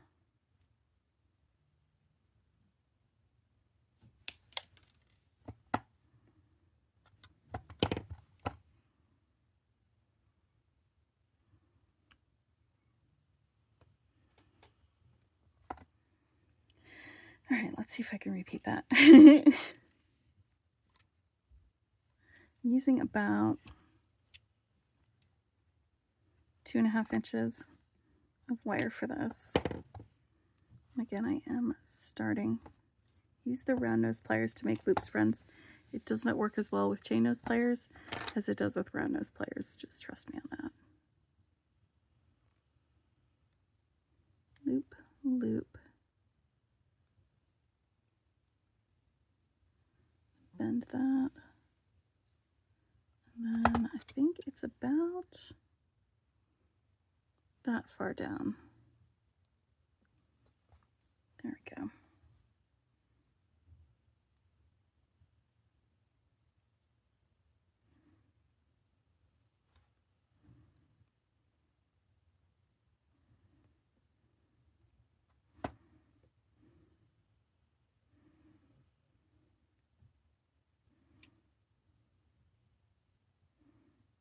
One, two.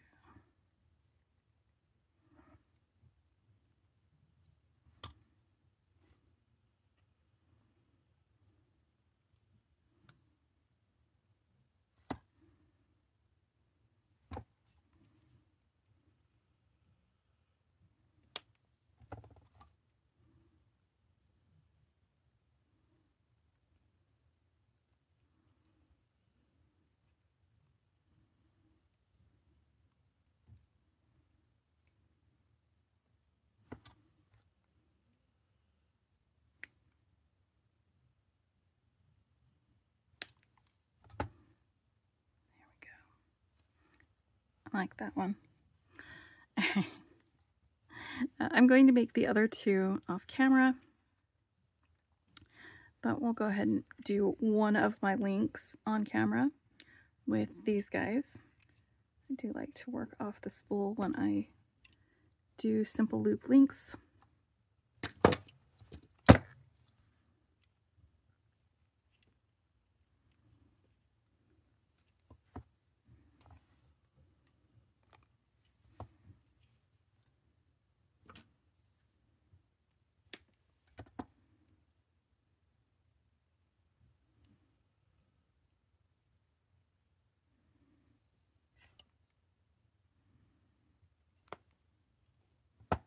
Like this.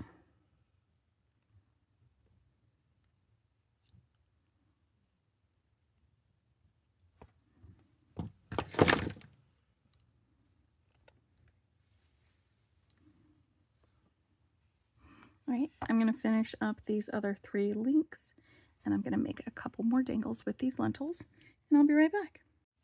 And now my links are done and my drops have been made. I'm ready to start putting these guys together. So let's grab some jump rings, and I'm going to open up one jump ring and attach one of my links. a second link, and a drop or dangle right there to it. Boom, boom, boom, boom. Yeah, I love it. That looks fantastic.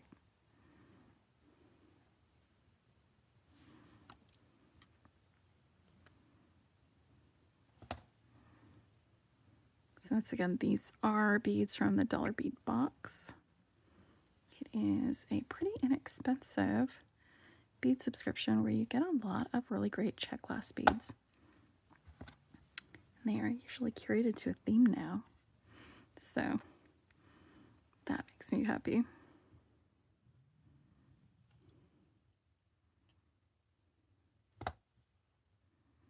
Or at least curated to like colors.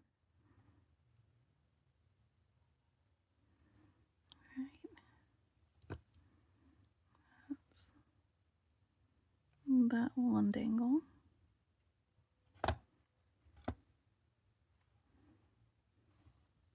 Let's go ahead and attach that to our focal. And I'm going to include a dangle right there between the focal and that too.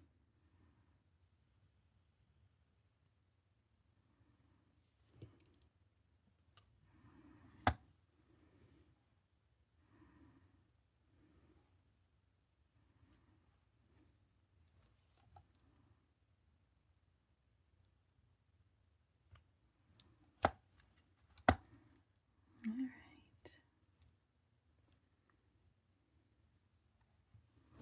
So that'll be really fun to wear. Will probably be a little jangly. I like a good jangly bit. All right, let's start stringing. Got that turquoise wire here. I'm just going to cut off enough for a bracelet. Well, it's enough for half of a bracelet because I'm only stringing half of a bracelet. But I need there they are, crimp tubes.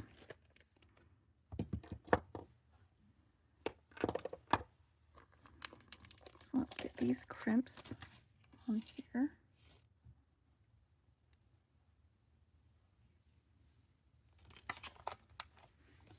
And my crimping pliers. I've got my crimp tube on my wire. I'm going to go through this loop and then back through the crimp tube.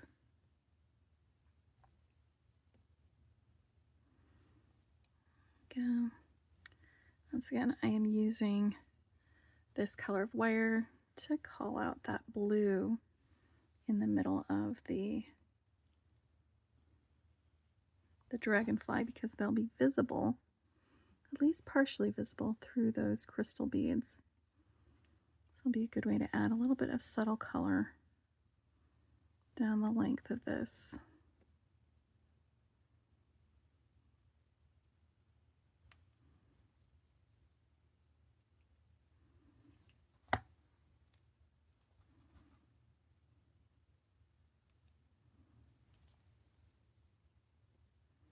Okay. Go. I'm going to start with one of these.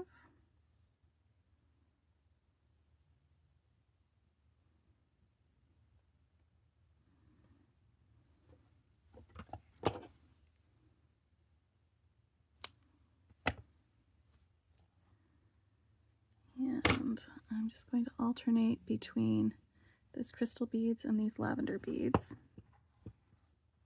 So we string this along. And in a little bit, I will check my length.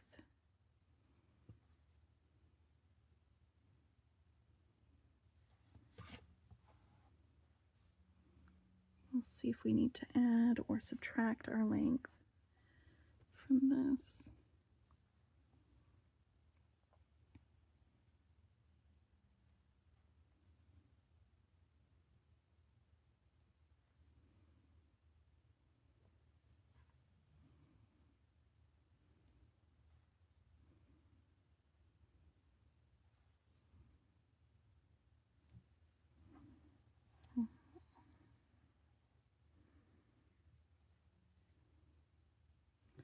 check on length right now.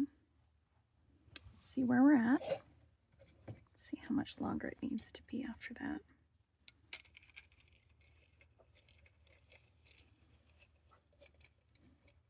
Actually, I think that is just about the right length.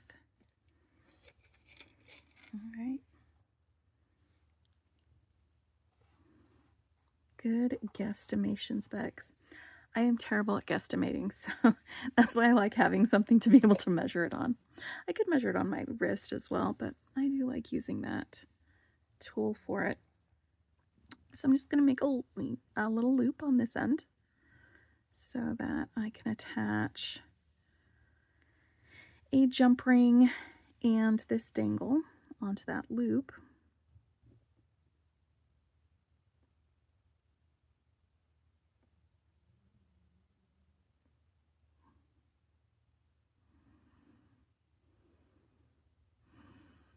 That's just not going through, and that's fine. They can't always go through the beads twice. Sometimes once is enough.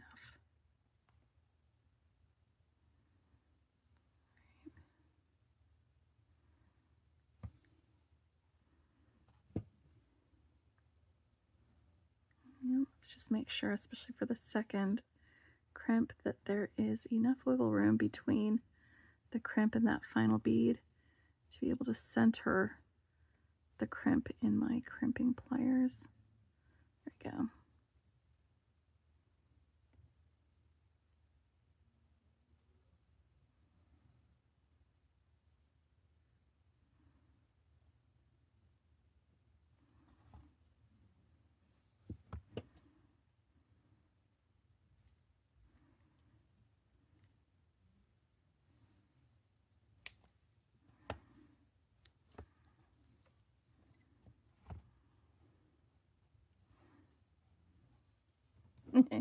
How fun is that? How fun is that? Let's grab one of these jump rings.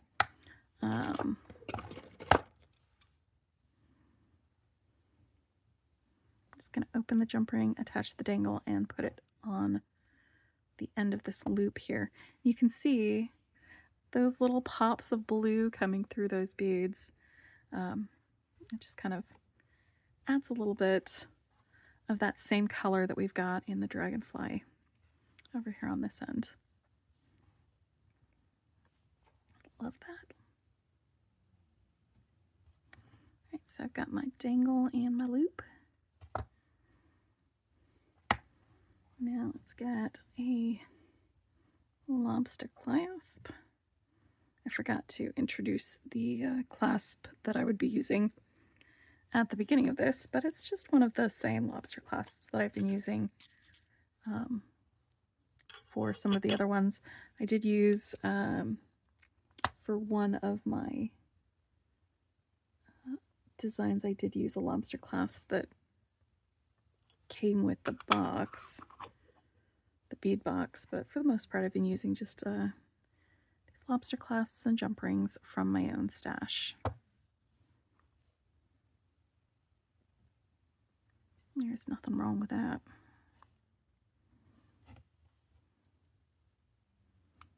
All right.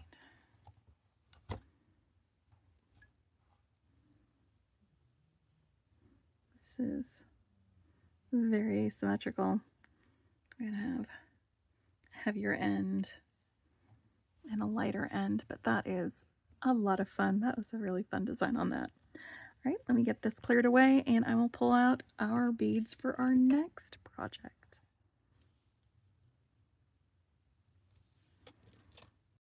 All right, for this bracelet, I'm going to be using beads from the Sam's Bead Box for March. This was their 4th anniversary box. It's Northern Lights is the theme. I'm just going to give you a real quick peek at the rest of the beads in here. Aren't they glorious? I love them. So the beads that I've chosen for this is, I've chosen for my focal bead one of these large ovals with the squiggly shapes on it. I chose the cobalt blue one because I love cobalt blue. I think it's lots of fun. And then for my dangles or drops, I have wire wrapped a couple of these magenta and purple brios that we have. I've actually got these guys already put together, but I'm going to wrap one of them with you. To wrap it, I'm using some 24 gauge wire in order to get that wrapped correctly. 24 gauge. And then for the links on these, I'm using these Jet AB faceted coin beads, and that's going to make the beaded chain portion of this. So I'll make a link with you using the 20 gauge wire. We'll make a link with this using the 20 gauge wire, and then we'll join them together with some of these jump rings. I'm also going to be using some jump rings and a lobster clasp for closure. And then for the strung portion, I'm using these Jet AB hex beads and these purple and magenta melon beads, which are just beautiful. I actually ordered more of these from Sam's Bead Box because I love them so much. So those are the beads that we're using.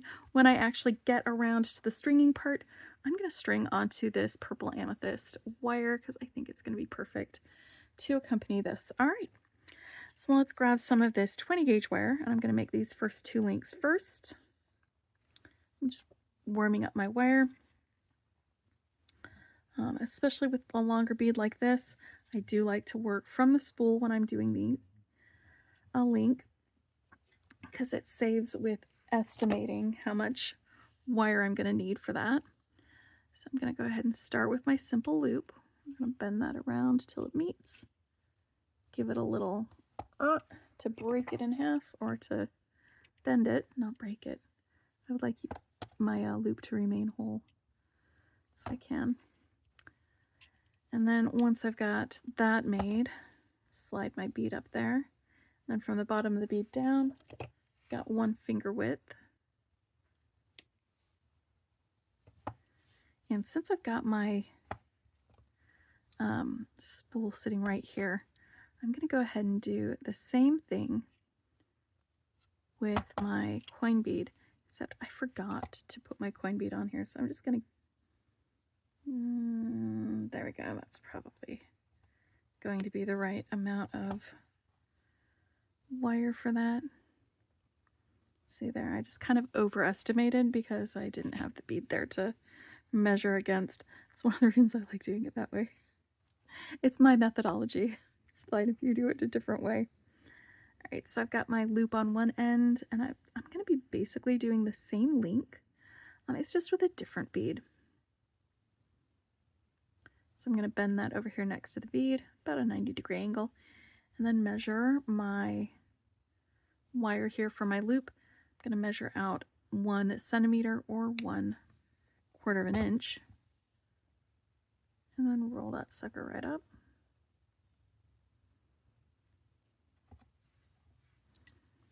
And straighten it out. There we go. 1 link down. Now let's do two links.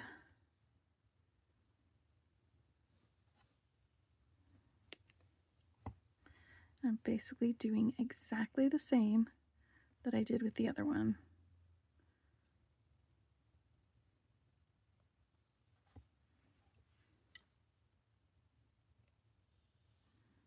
All right. Now let's wrap this brio. I've got about 5 inches of this 24 gauge wire. I'm going to put my brio on. I'm not going to put it very far on here, but I am going to bend the wire up towards itself. My long end, I'm going to kind of dip in with my fingernail. I'm going to press it towards the top of that. And the short end comes over this way. And I'm just going to give the brio a little bit of a twist while I'm pressing against that wire. And that helps that wire loop around. It doesn't need to be pretty. It doesn't need to look great. It doesn't need to loop around a lot. 1 wrap is enough for me because I'm going to be wrapping over that after I make my loop. So I've got my pliers, and I'm going to start a wrapped loop.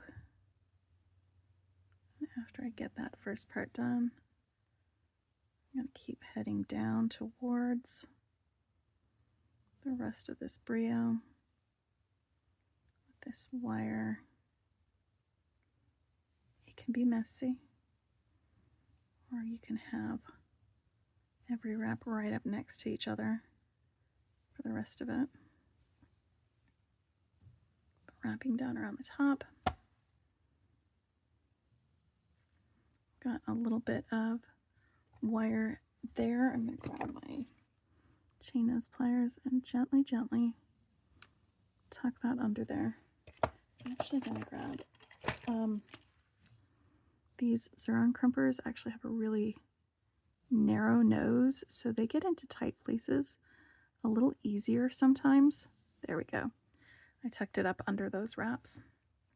But yeah, you can sometimes use them as a chain nose plier instead if you need a really, really tiny place to put them in there. Anyway, now I've got my little dangles done. Let's finish this chain. I've already started it. Just trying to make this a little more efficient, friends, because I have already demonstrated this process several times already, where we open up the chain, or the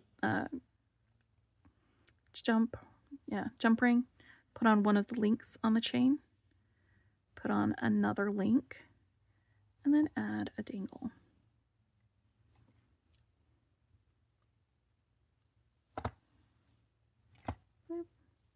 That's how we get our little dangles on our chain. And then I want to connect this chain to my focal, again using jump rings and adding a dangle.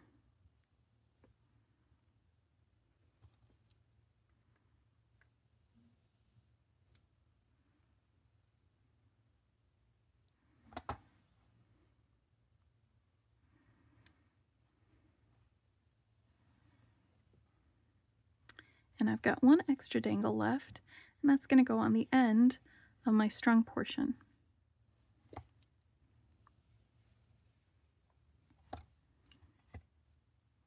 All right, so that's 1/2-ish of my bracelet done. Let's pull off some of this beading wire so we can get started on stringing the other half of it. Pulling off about 6 inches of wire. That gives me enough room to be able to do some crimping on this as well. Got some crimp tubes. Let me scooch these guys out of the way, and I'll grab my magical crimper so I can do some crimping on here. I'm going to crimp one end of my wire directly to my little focal.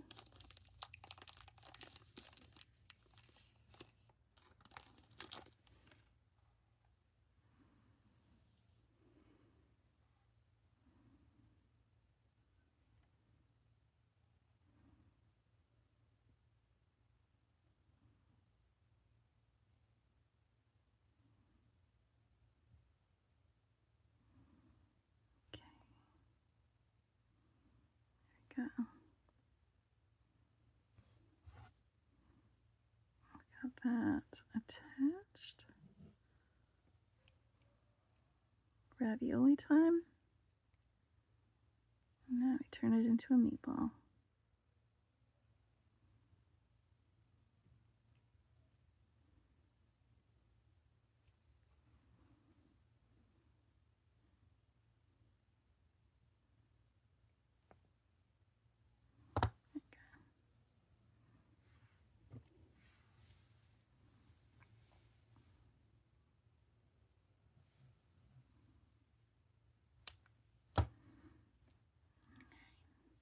I'm going to start with these Jet AB hex beads, and then I'm just going to alternate them on here with these melon beads until I have a long enough strand.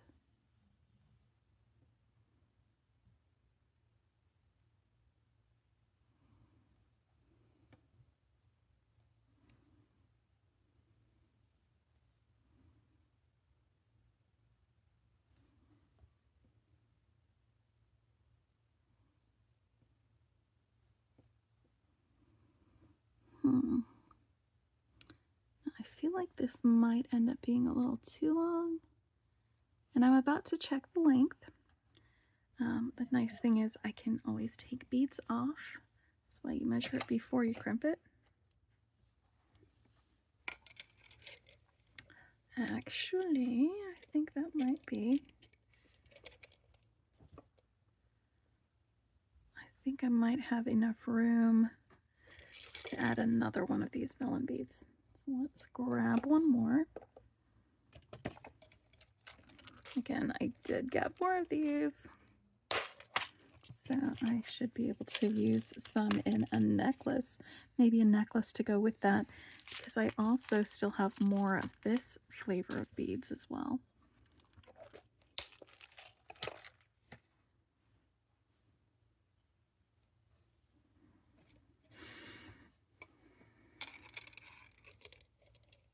Okay. Yes, that is going to be enough.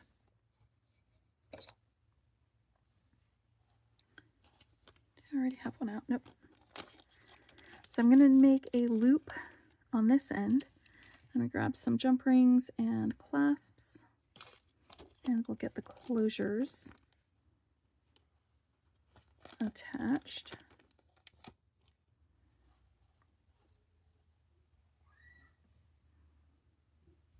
So go through there. Please don't be alarmed by the sounds of children screaming.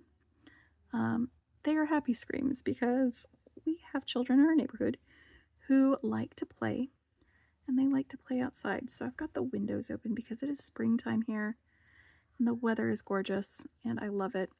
And I also really love that I live in a neighborhood where parents are not afraid to let their kids play outside. It's safe enough that they can do that. It makes me happy to hear the screams of children.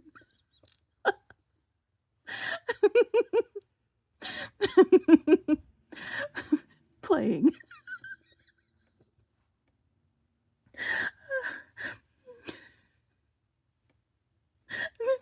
I'm just gonna keep crimping this while I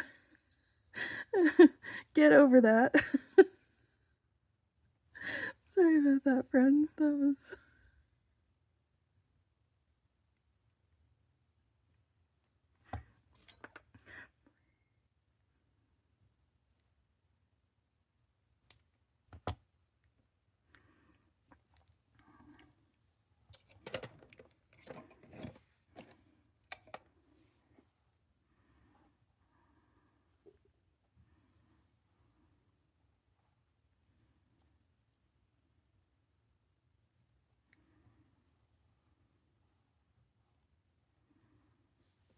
Yeah, love it. Okay, so we're going to attach this dangle to that end.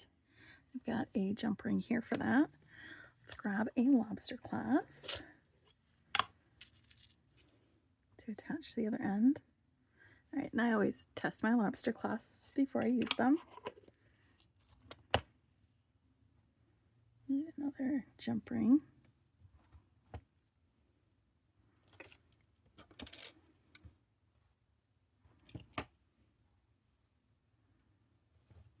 Open up this jump ring, attach my dangle to it, and then attach that to my loop.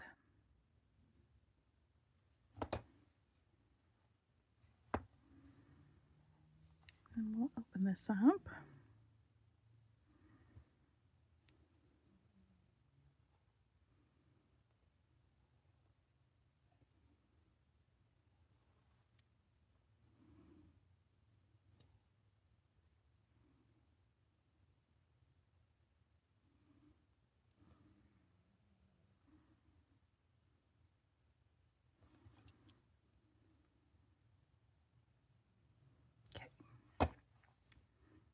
Go.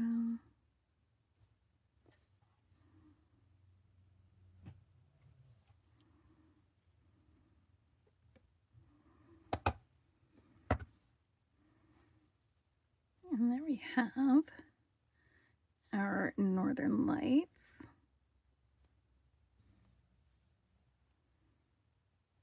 bracelet featuring those beads from Sam's Bead Shop, or Sam's Bead Box. I think it's beautiful. Let me get this cleared out. I'll pull out the beads for the next bracelet. We have 1, 2, 3 more bracelets left. We have done 6 so far. So if you guys need to put this on pause and go take a break, grab something to eat, go ahead and do that. Come right back and we'll start on a new bracelet. Okay, here are the beads for project number 7. For this one, I have picked up some beads from the Softflex Double Rainbow Design Kit. And I'm going to be using this big, chunky, crystal-y bead with an AB finish on it as my main focal bead. For my links, I'm going to be using these lightweight rainbowy stripe beads. I've already gone ahead and made some of the links. I'll make one of them with you. And I'm going to, for my dangles, be using these 5mm fire polish beads that have an AB finish on them as well. So they'll be my dangles. Got a little head pin that I can wrap with that. For my strung portion, I've decided to add a little bit of fancy bits to it with some of these little briolette drops.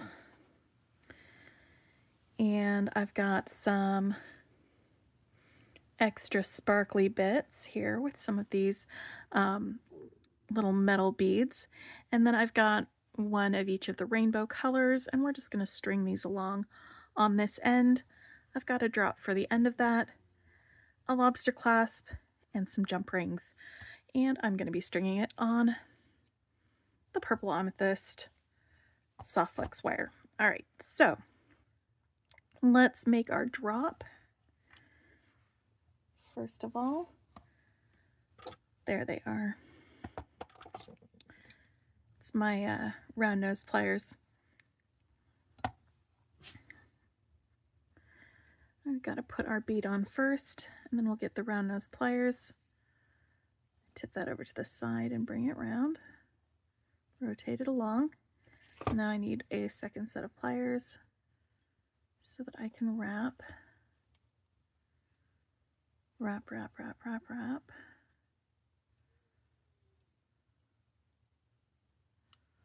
There we go.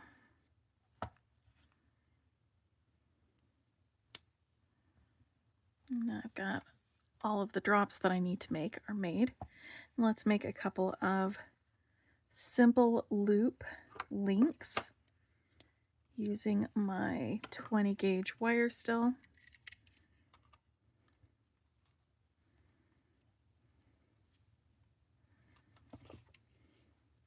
We'll do the large one and the small one. I'm just going to do them sort of together. So I'm going to make my first simple loop right there. Push my bead up, measure out my wire, make my second simple loop, push my bead up, cut my wire, and I'll get ready to make my second loop on each of these by bending this over. Okay, I don't have very much leverage there, so I'm going to pull out the there we go. The pliers. I can measure off how much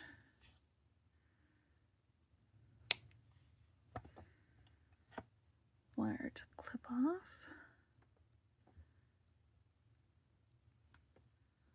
Roll that back. Let's straighten out these loops a little bit.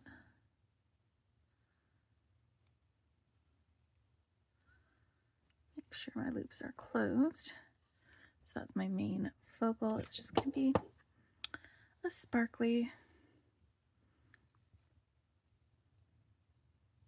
big sparkly bead right on the middle of the bracelet.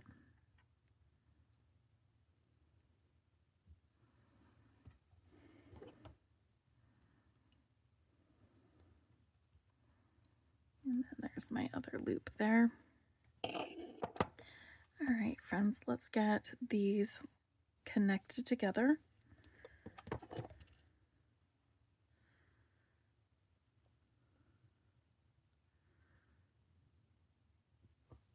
No, I could have connected them together like I did on the last one before I started this, but I forgot. So we're doing it together. It won't take that long. It's not a long process to go through. To add a link, and a dangle after you open your jump ring.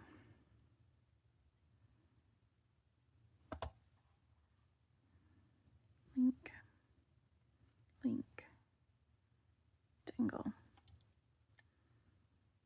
This is a super easy way to add extra stuff to your beaded chain. Just having those dangles ready to go.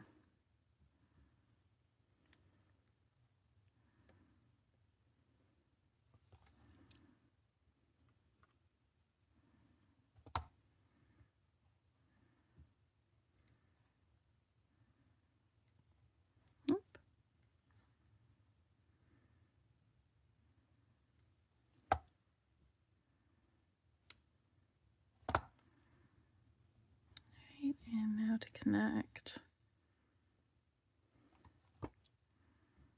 this one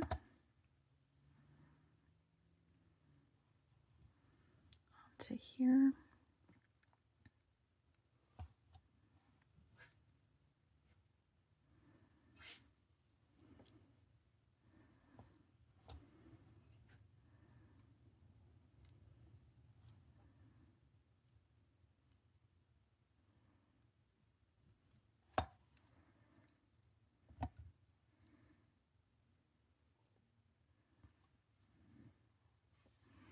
Isn't that cute? That's so much fun.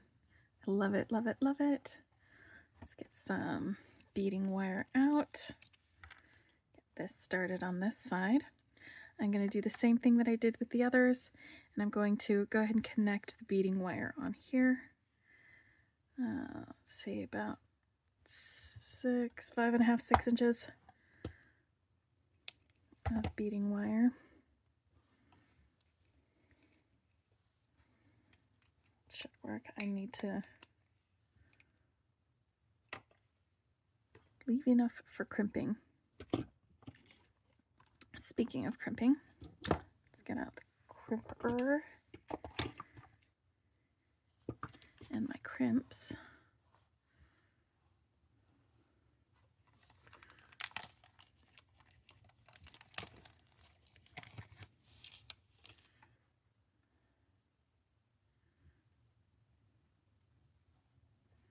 Actually, I'll just leave these extras up here so I can get to them on the next ones. Right. So crimp on wire, wire through loop,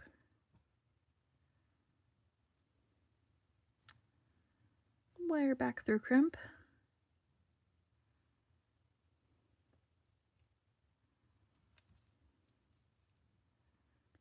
and now we crimp, crimp, crimp, crimp, crimp.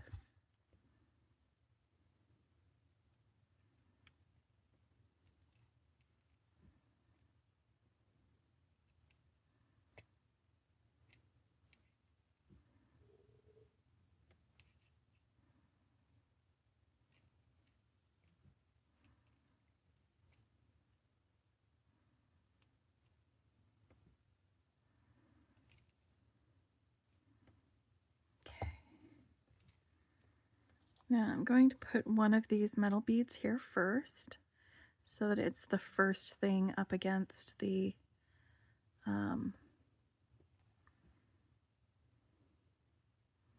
crimp bead, just taking up some of that space. And now I'm going to put on these brios, and as they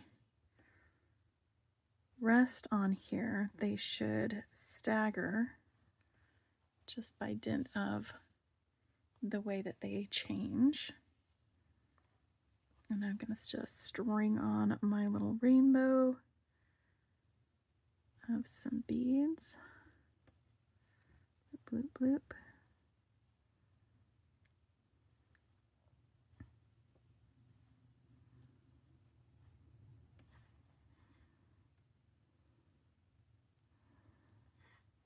All right, and then my last little metal bead.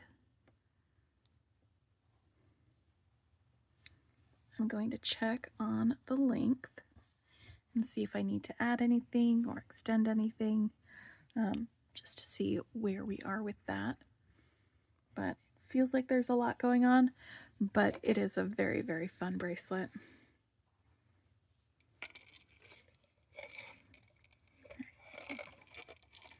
Where are my numbers at? There they are.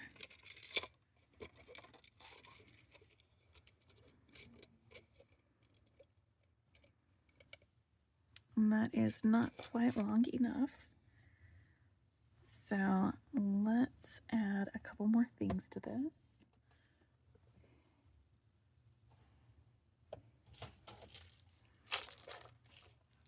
Just to increase that length a little bit more.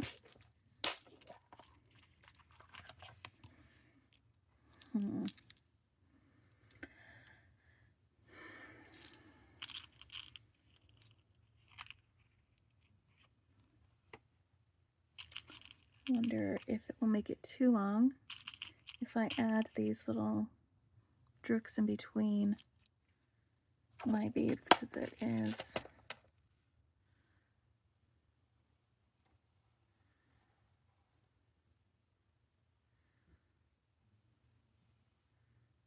a fun situation, but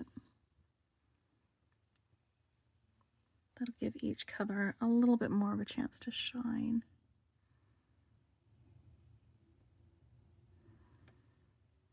Have those in between them.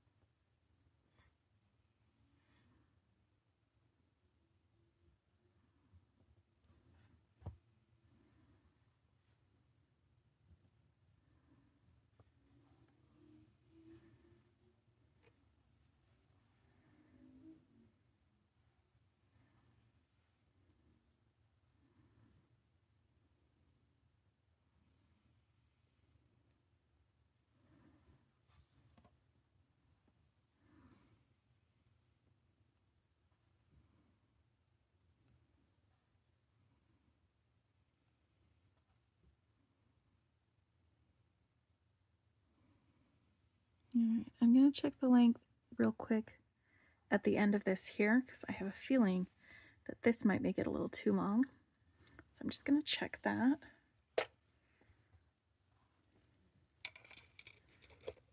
Nope. No, it won't make it too long. In fact, it may actually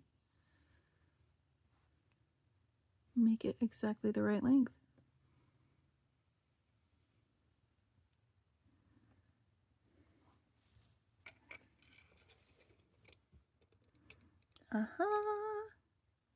There we go. That's so much better. All right.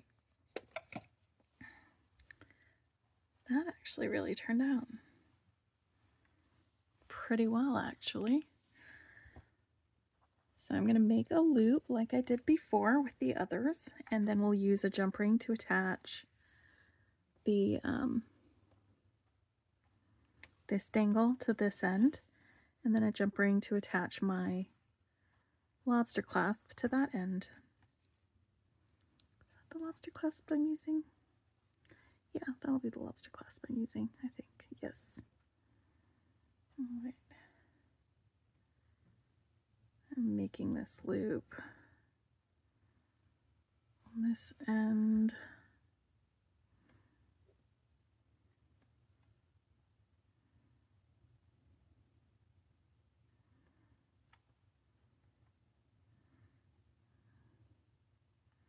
All right, there we go. It's sticking out of there.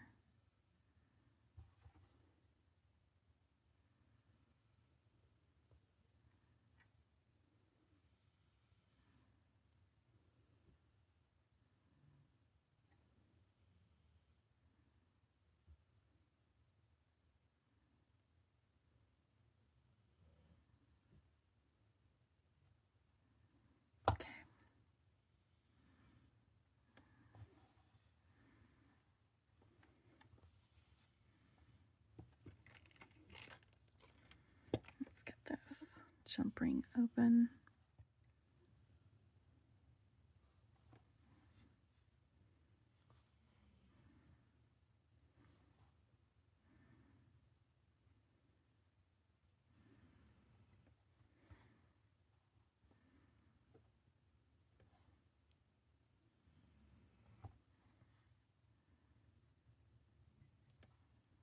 All right, so this is bracelet number 7 for my bracelet bash.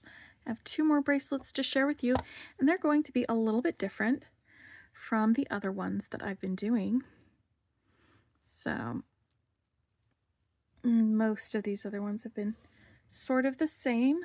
Haven't done different construction really. It's been the same kind of construction, same concepts for some of these others, just to remind y'all of where we're at with these.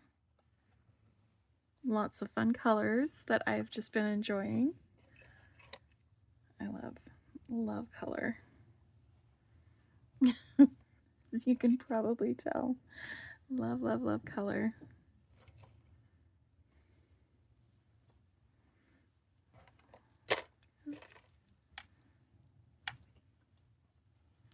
So that's what we've got so far.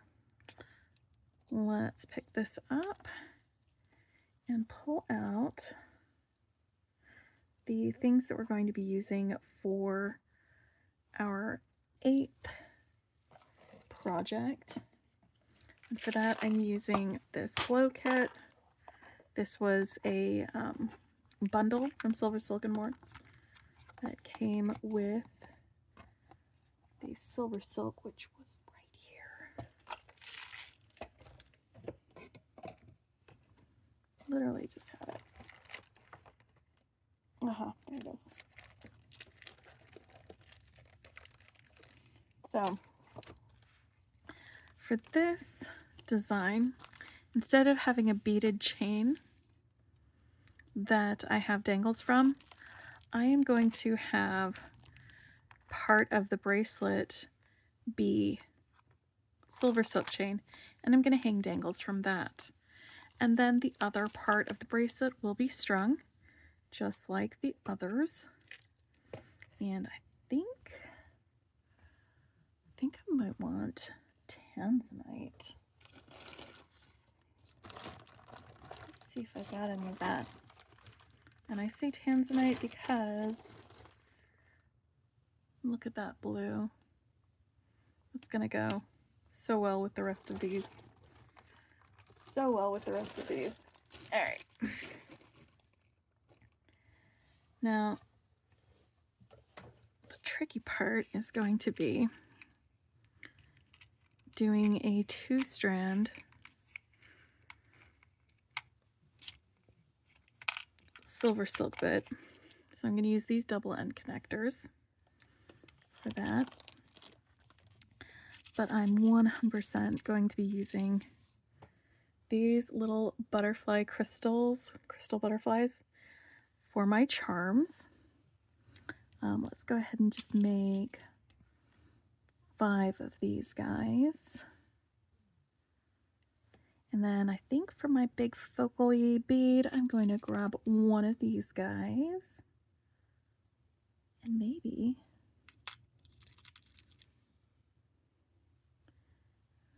my little butterflies will join him on the focal part. Yeah, I like that idea a lot. So I'm going to have some dangles that go with these. I'm going to have a butterfly. And then for my strung portion, let's grab these rondelles.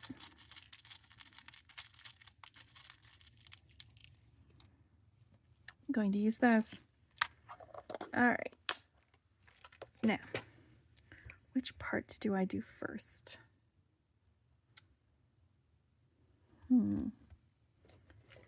Maybe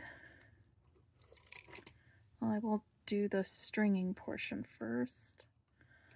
I'm just pulling out some of these and seeing if we have consistency in my strung portion length. It's about that much for most of these other ones.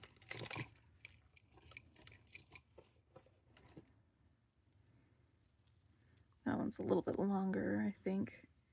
No, not that much longer. A little bit, but not much.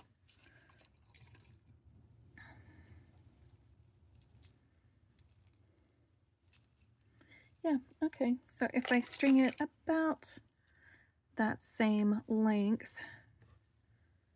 then that should be fine.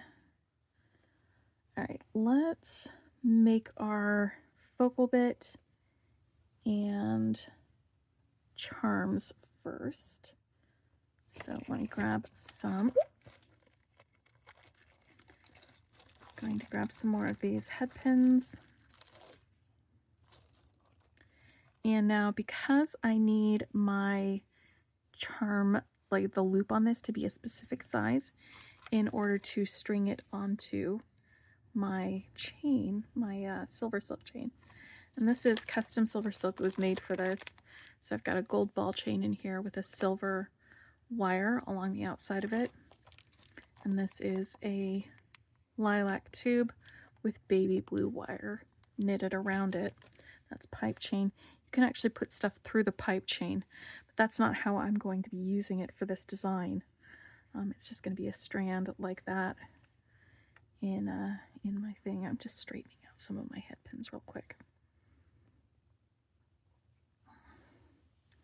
All right, to make sure that I have a consistent loop size, I'm not going to use my round nose pliers for this. I am, however, going to use the second step on my bail making pliers to make my loops. So let's get one of my little butterfly crystals on here. Push that over a little bit. Bring this around. And the reason I want a consistent loop size is so that I can be sure it will fit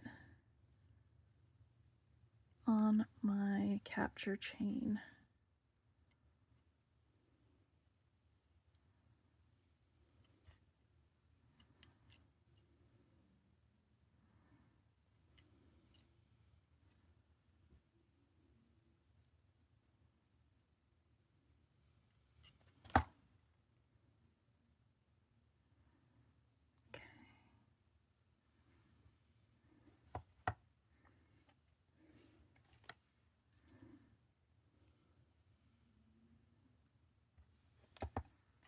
And I just want to double check that my eyeballing that was right, and that fits perfectly on that capture chain. It will even have some movement on the chain.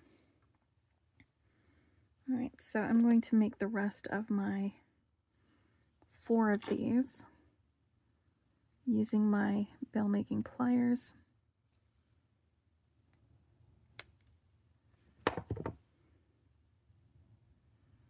Probably off screen. Hold on, I got a little extra wire to snip. There we go. So I've got those. Let's go ahead and make our focal link. Where's my 20 gauge wire? Oh, I put my tools on top of it. Alright, and this what I'm doing, I haven't explained it already, and I'm pretty sure I did, but you know, it's been a long video. Or you might have just skipped past it to this. Warming up the wire and also taking the opportunity to bend it one way, bend it back, and just slightly, just a little curve. That works out a lot of the kinks in here without work hardening it like you do with nylon jaw pliers when you run it along there. So I'm going to slide one of my butterflies with the smaller bumps towards this one on here.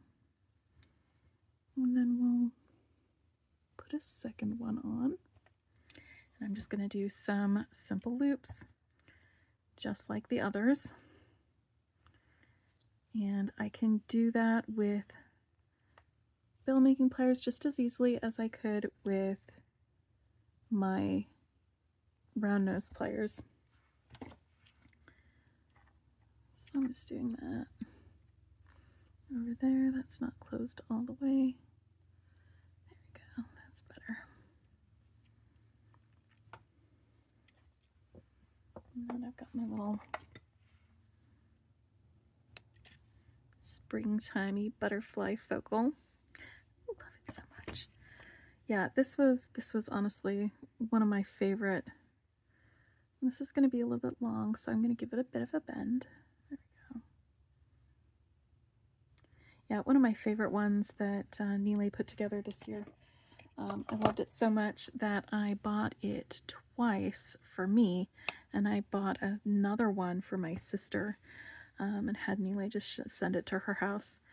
And the fun thing is that between Oklahoma and my house is my sister's house. So she got hers, I think, the day before I got mine, because it just went right there. It got there so fast. Oh, hey, I don't know what you are, but you're not going to be on there anymore.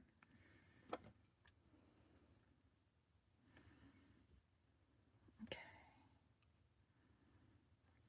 Just fixing my loops. And we have a little link there. So that's going to be my center focus. I'm going to finish up these other 4 butterfly charms, and when I come back, we'll start stringing one end. And after I've strung that end, again, this is different from the way I've been putting the other ones together, because I'm doing things a little bit different. But I think that one's going to be on the end of the strung portion. All right, these guys get moved out of the way. This will be fun. We are having a good time. Good time.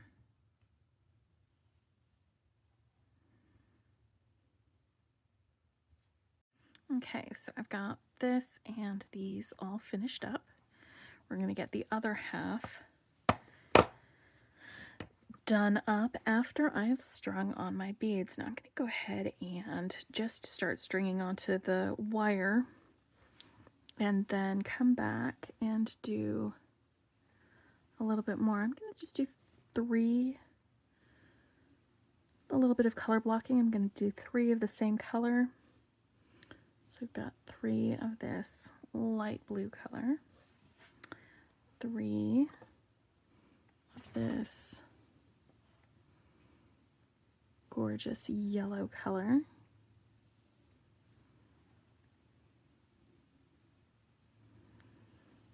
3 of this dark, well, it's kind of darker blue, but it's kind of more opaque blue is what it is.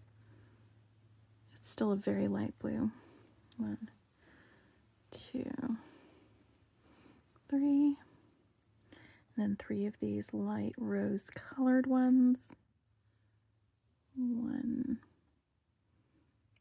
2, 3, and I'm going to pull out a couple of these other bracelets and just check that length of that segment there. Let's see if it is about that long. Oh, a little bit. Let me see about this one. No, that's exactly as long as this one is, just about. How about this one? Not nearly as long for this one.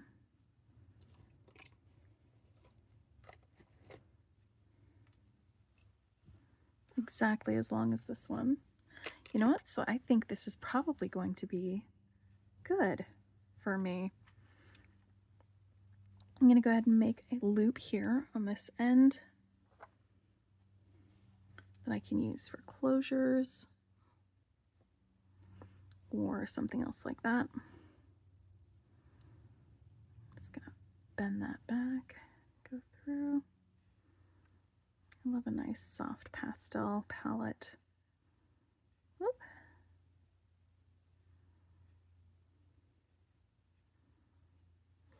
So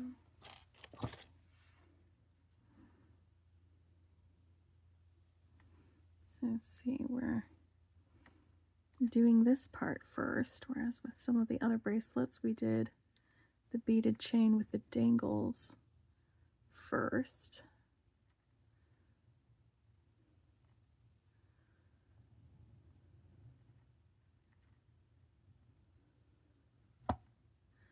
It's all about which is easier to adjust later, or to adjust as you do the other one. Usually the strong portion would be easier to adjust.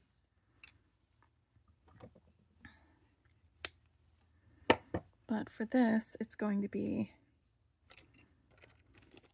my SilverSilk section that's going to be a little bit easier to adjust. So we've got that guy.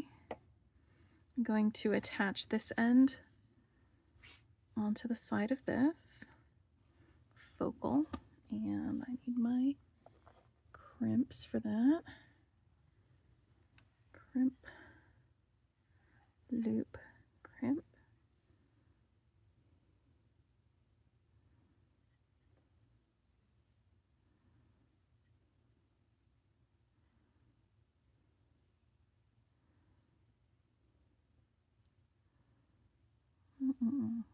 Here, actually, I think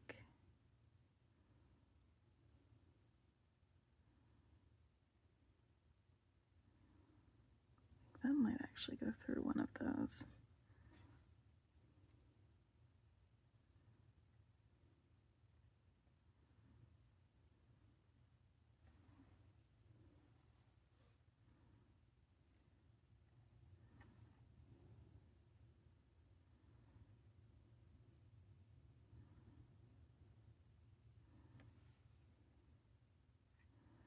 There we go. So I was just adjusting my loop on there. Make sure I've got some space for the crimper. Speaking of, oh, it's right there. I was just looking over by my tools for it. It's right in front of my face, which honestly, the amount of times that happens when the thing that I'm looking for is right in front of me, not nearly as often as my family members will be like, oh, I'm looking for this thing. I'm like, is it right there in front of you? And often than not, the answer is yes, yes it is. Sometimes it's hard to see things that are right in front of your face. It takes an outside observer to like be like, hey, it's right there. Sometimes I always appreciate external viewpoints.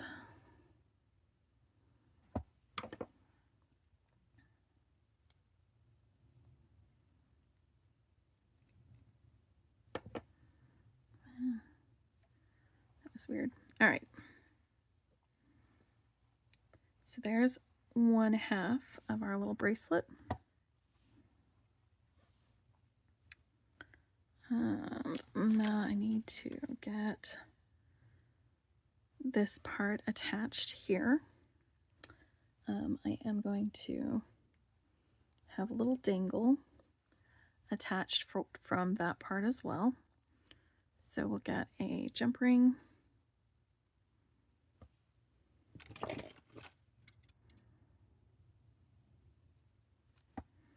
And this is the connector that I'm going to be putting the SilverSilk in. Yes. Yes. I'm trying to decide if I should do it at a different point in this connection. I can connect it to this before I put the SilverSilk in or after. Actually, you know what? I'm going to do it after. Let's get the SilverSilk in because those connection pieces,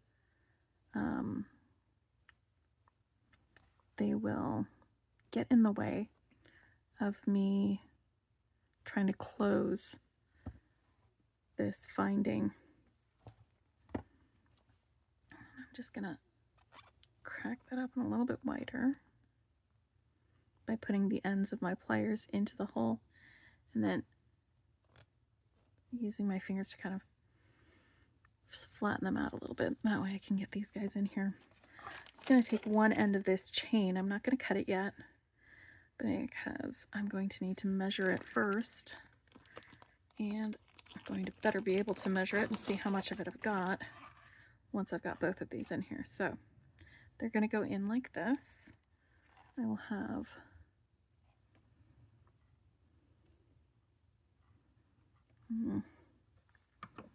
let's trim this up a little bit more, a little bit better.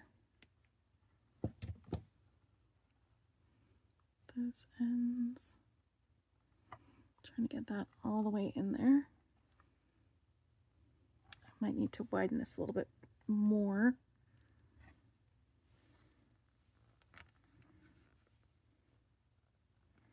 So I'm doing this off camera because I can't get as much leverage for opening it when my arms are way out here as opposed to next to my body. There we go. That's going to fit a lot better. So I can get that right in there. It has a little lip on there that is going to bite it down into the cord when I crimp it. So I'm going to just stick this guy in next to it. Hold them tight. That stray wire folded back in there. Now I like to use the these flat nose pliers for this. You can dip it in Tool Magic to protect it. I don't because I can't find mine. I bought some a while ago, and then I didn't like what they did to my tools. So I'm just going to get that right in there. Give that a bit of a clamp down on both sides. Turn it to the side. Turn it to the side. And I like to do a little test tug to make sure it is good and in there. And it is. So now I've got this end. It's going to be the other half of this bracelet. And I'm going to attach this end now so that I can measure against my my mandrel to see how long my two strands of chain need to be, and I can cut them there. So let's open up this jump ring again.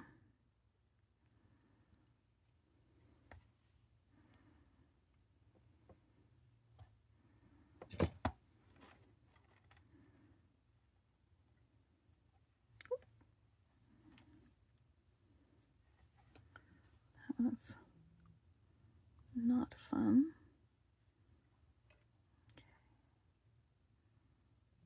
Okay. So I've got that facing out, got the inside facing there, and I've got my little dangle.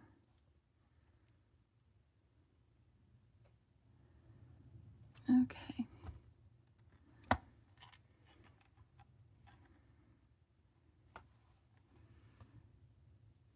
Let's get our mandrel out, see how long we need to cut this wire for.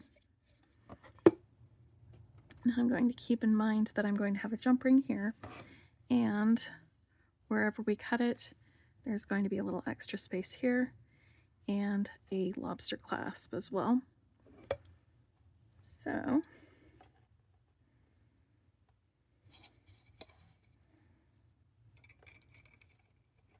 let's go around here, and I think right there is going to be the best place for me to cut that. It's not a lot.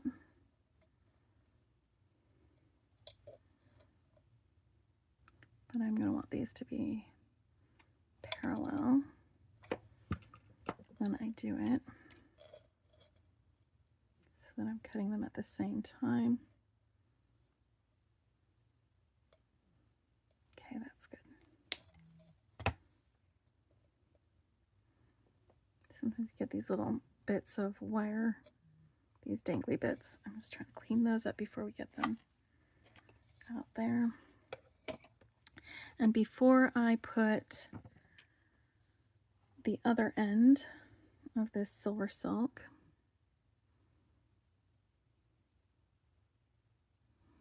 see, this is something you could do if you just have little leftover bits of SilverSilk after making some other designs. You could take a couple of them together, put them in one of these double connectors. All you need is like, I don't know, 3 inches or so of it. They don't even have to be like the same kind. You can do something funky like this. So now let's get this one open. I am going to need to open this up a little bit wider. So I'm going to go do that real quick.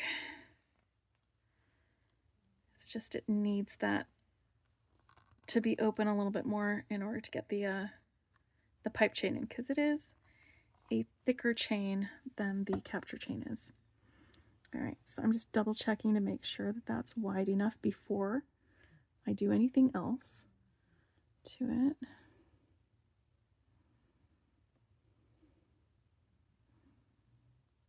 Okay, and this is the part where I put my dangles on. Now I could hang the dangles from this one, or I could hang them from here, I think.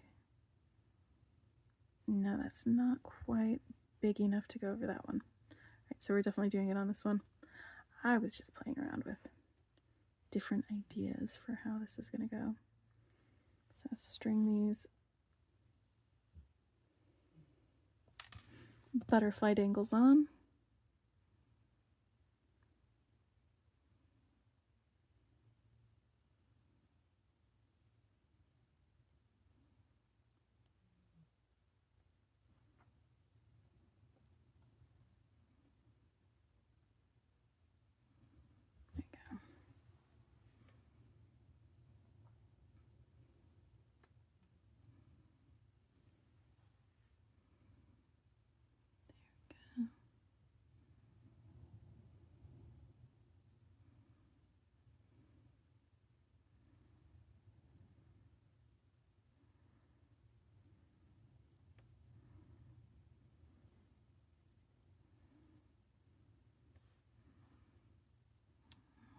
Yep.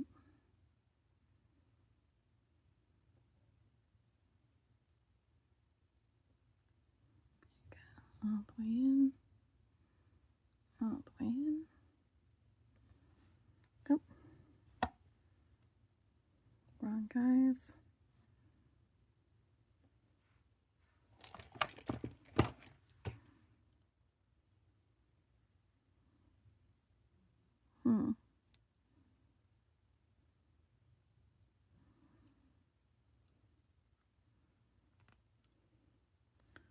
That isn't sticking right in there. Let me see if it's still holding. Yep. Yeah, it's good. It is holding just fine. Come on, guys, let's spread out a little bit.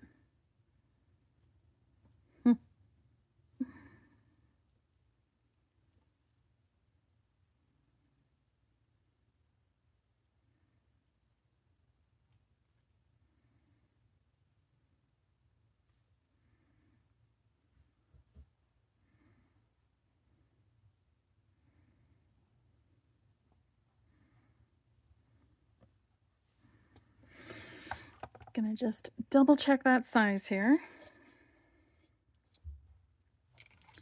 If I need to adjust the size at all, I can add some extra jump rings to my closure. In fact, I might just do that anyway. Back here on the other side.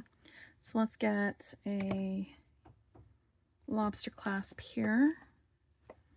And then we'll do a jump ring on the other end to attach this to, and this one will be done. So let's just finish her up.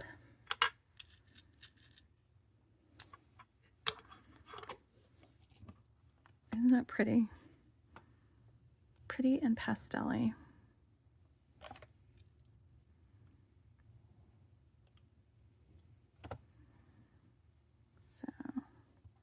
lobster clasp on this end, like so.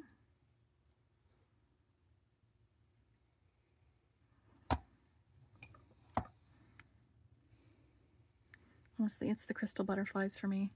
That's what's doing it for me more than anything else. Butterflies. Oop.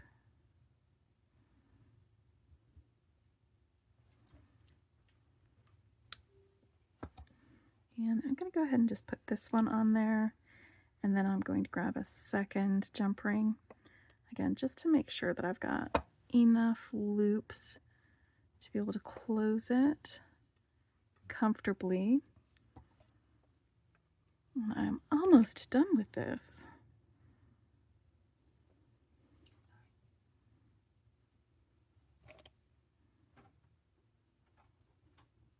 All right.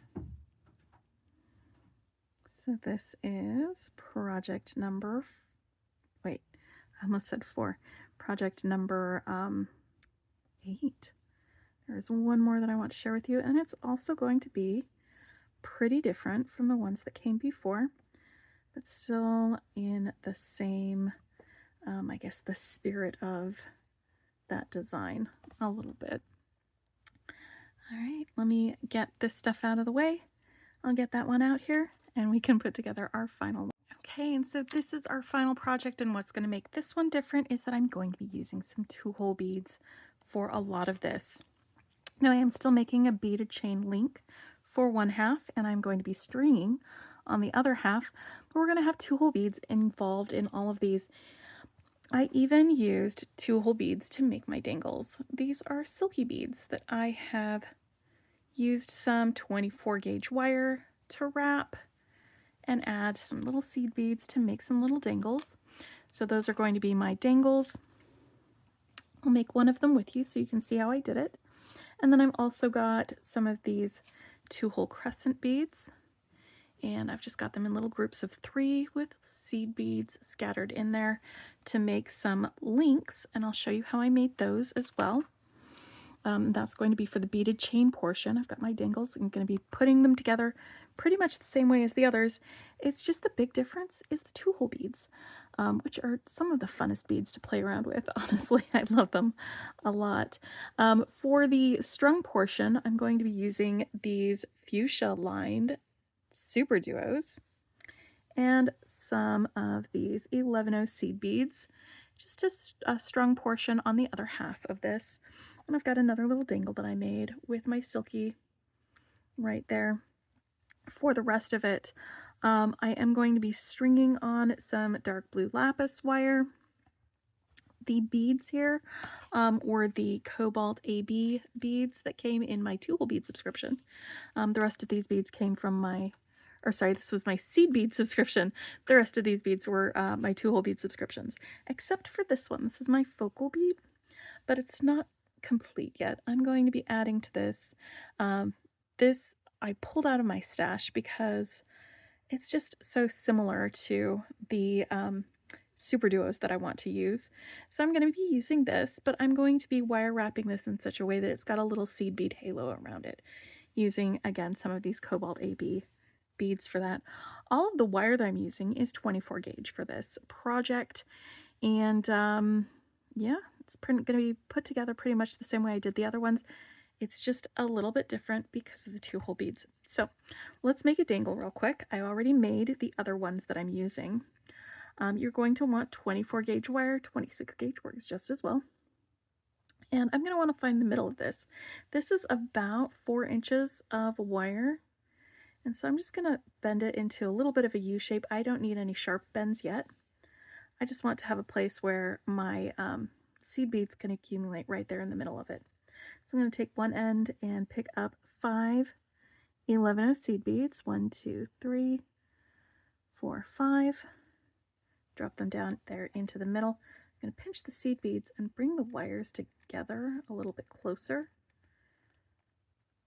They don't need to be like overlapping or make a loop or anything like that. I just want them to be a little bit closer for this next bit.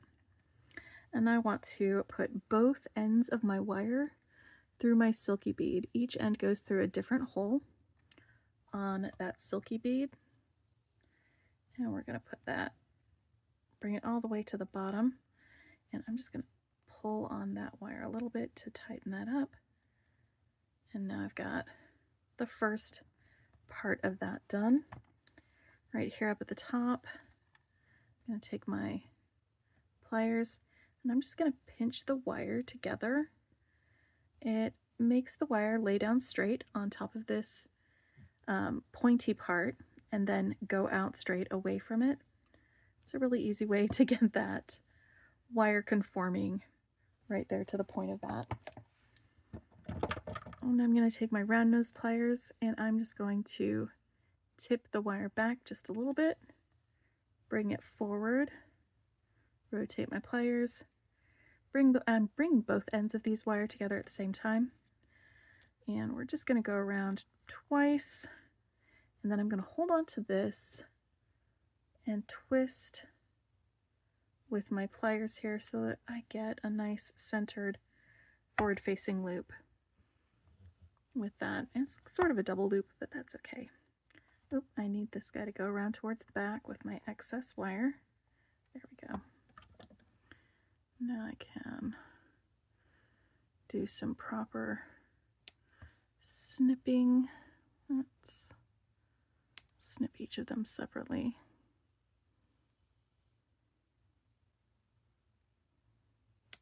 There we go. Tuck my ends in. And now I've got my little dangle. Now for my link, I'm going to want a loop on both ends. For this one, I only have a loop on one end. So I'm going to start with one of the loops. I've got about 6 inches of 24 gauge wire here. I'm going to make another smile right there with that. And then right here in the middle of it, I'm just going to clamp down on there, not too hard, with my round nose pliers. Bring the wires up and around so that they crisscross. And then I'm going to put one thumb on one, my finger on the other. Just give it a good little twist, like that. Right. I can bring my wires up a little bit closer to here. Right here at the bottom, I'm going to take where the wires are coming out of the twist, I'm going to take my pliers. I'm going to hold on to this right there and then push this wire in and up. And then the second one, holding on right there. And then I'm going to push the wire in and up. See how that gives me kind of a little frame there? That's going to place these wires in a good position for the crescent to sit without getting all wonky and skewiff. Or not completely wonky and skewiff, a little wonky and skewiff maybe. But do you see how that's like just the right amount right there? It fits really great right there. All right, now I'm going to put a single 11/0 on each end of this wire. So I'm going to pick up one on that end, one on that end, drop it down, and get another crescent bead.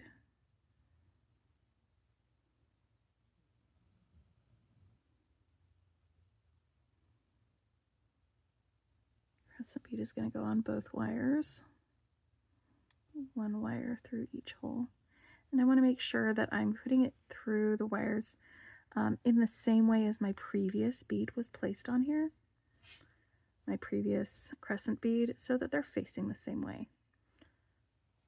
So the rounded side is on that side and the concave side is on that side. I'm going to do it one more time. A single 11/0 seed bead on each wire.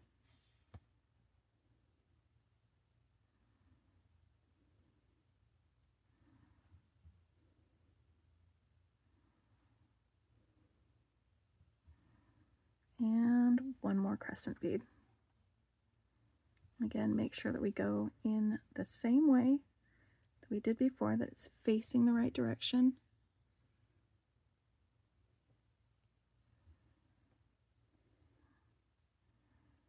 There we go. I'm just going to take this little wire here, I'm holding on to all the beads together. Take this little wire here, bend it in and out, in on that one. This one's got to still be going up. That way I can wrap this one around it. Once is enough for that. I can cut that one off.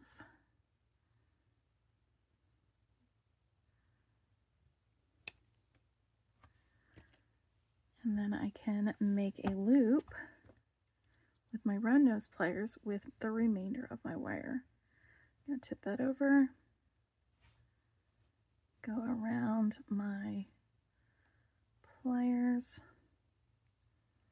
and just do a little bit of a wrap down there.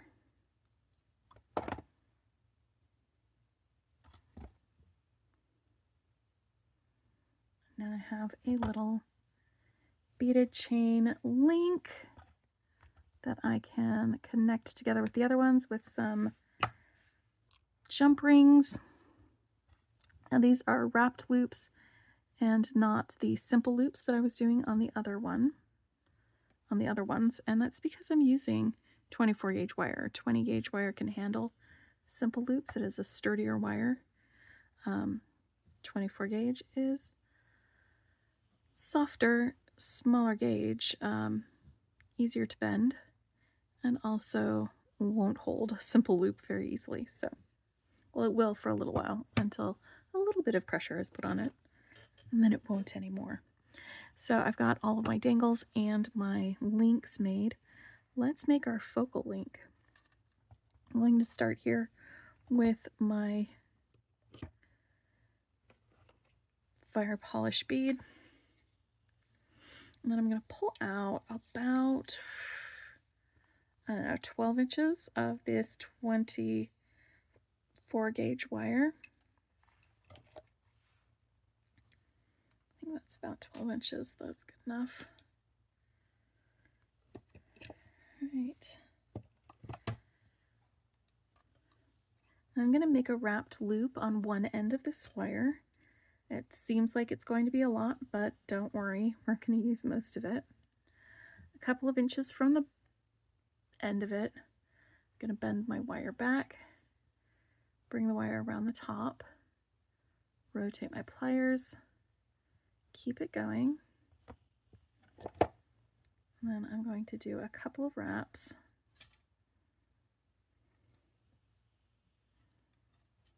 Doesn't need to be a lot of them. I think 3 will do. Right there on that end.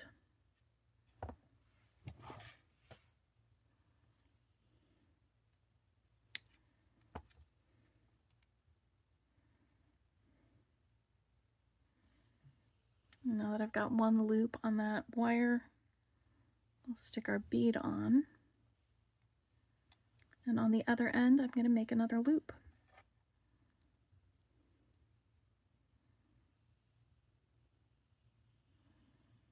And it will also be a wrapped loop. So we're going to go around, and I'm going to do a couple wraps. And I am not going to cut this wire off.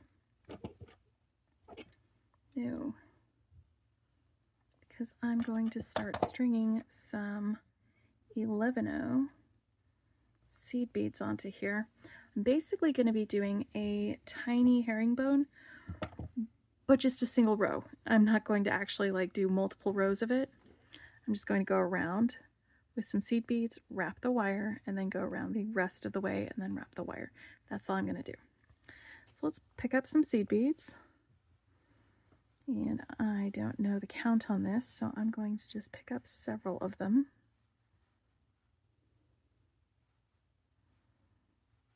Because I can always add more or take some off before I do my wrap on the other side to get them about right. I feel like that's probably more than enough. All right, I'm pinching the wire here and my bead, and it's going around the front here. Okay, that's where I'm going to want a stop.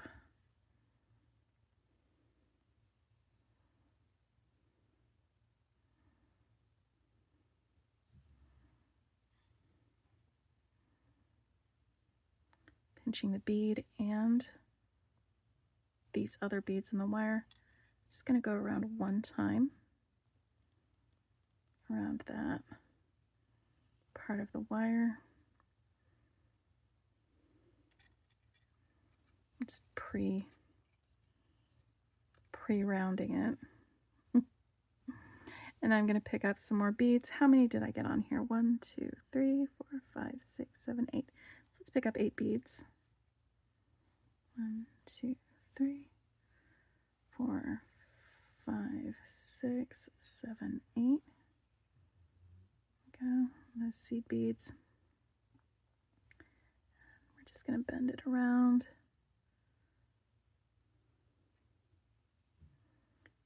I think that's enough. I think I could actually fit one more on there. There we go. That's perfect. And I'm going to hold on again to the seed beads and the bead that I'm wrapping. I'm just going to wrap around this loop twice. And now I have a little wire wrapped check glass and seed bead focal.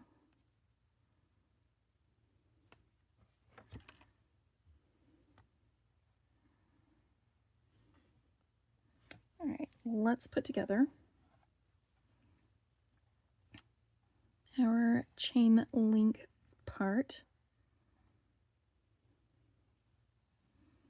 of this project. See, I only need 3 because they are a little bit on the large side.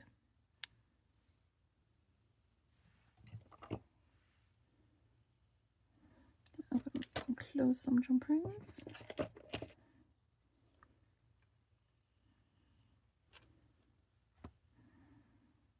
I'm going to start over here with one link, my dangle, and another link. And I want, when I do this, to make sure that because there's a right and a wrong side to each of these links, when I put them on, I want my wrong sides facing each other on my jump ring, so that when we're done putting it on the jump ring and I go to straighten that out, they're both facing the same direction.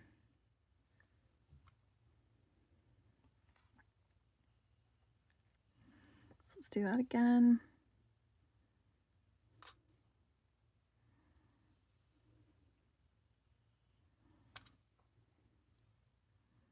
The underside of my beads. The seed beady underbelly.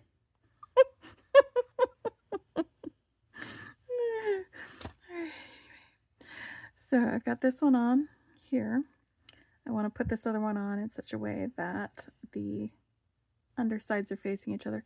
You can do it the other way, so it's like the right sides facing each other, as long as it's either right sides facing or wrong sides facing. Just be consistent with that. The seed beady underbelly.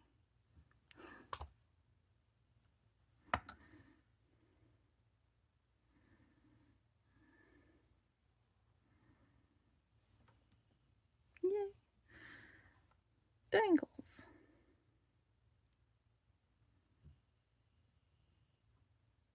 Yeah. Where are you going, friend?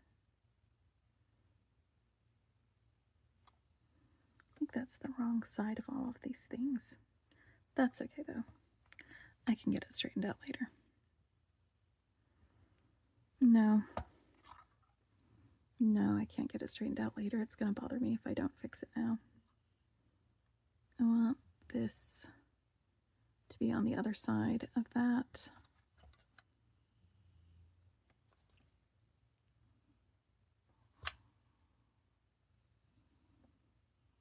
I want it to be facing the other way.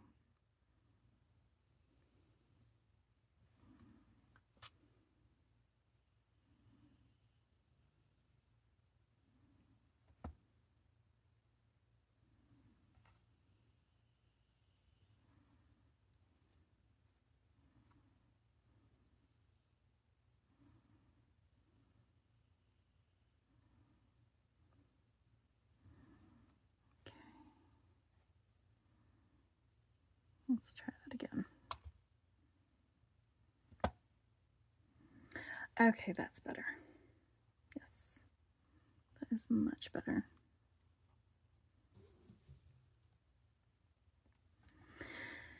Okay.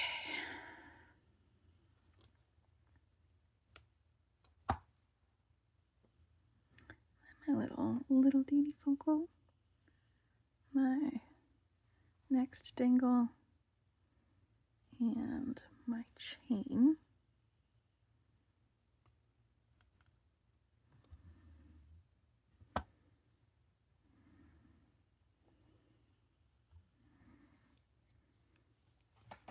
And that's the first half. The second half is going to be all these seed beads and these super duos strung on my Softflex, the blue wire. Now to do this, I'm going to be doing 2 strands of my beading wire at once. So I'm going to want to double the length that I cut out. Make sure I also have enough for crimping. That should be enough.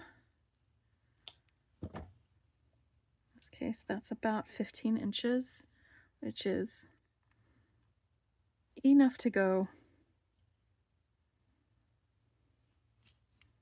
around my wrist 1.5 times, something like that. Might be closer to 14. But what I'm going to do is go through this loop with my wire and drop that loop down to the center of the wire by holding both ends together over here. And then I can push a crimp bead down there. I can crimp my wire right there onto my bracelet.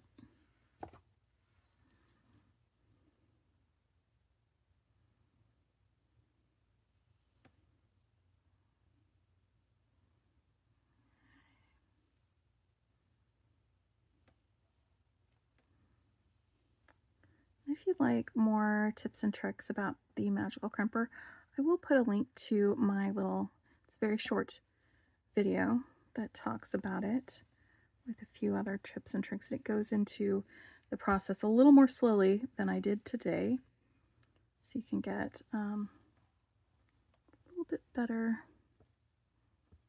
understanding of how it works. Okay. Sorry, I had a pokey end sticking out. I had to take care of that. All right, now I'm gonna do 3 11/0s on each wire because I'm doing 2 wires at once. So that's 1, 2, 3.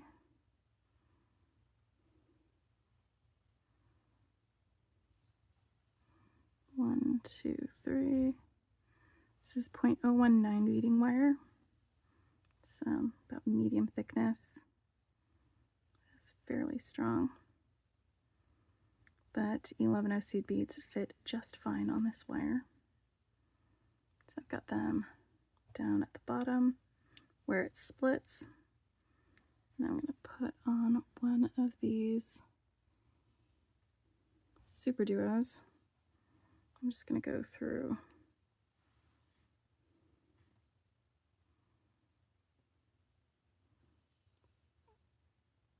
each hole gets a different wire. And super duos don't have a right side or a wrong side or an inside or an outside, so I don't have to pay as much attention to which hole I am going through on these. I can just string, string, string, and it's going to be another 3 11-ohs on this.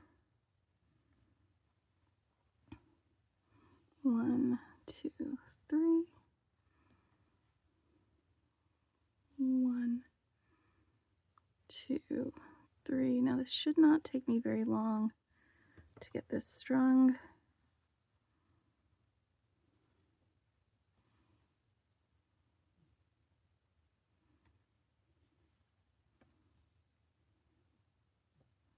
It's just a little bit longer than it is with a single strand when you're doing that, but that's how that looks so far. Sort of loving it. So 1, 2, 3. 1, 2, 3.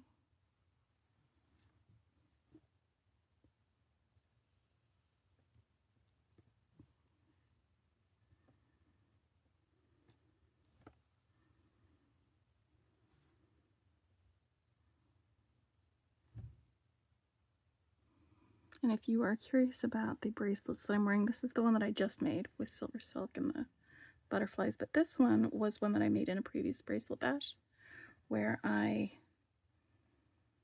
stitched these little seed bead flowers onto some SilverSilk.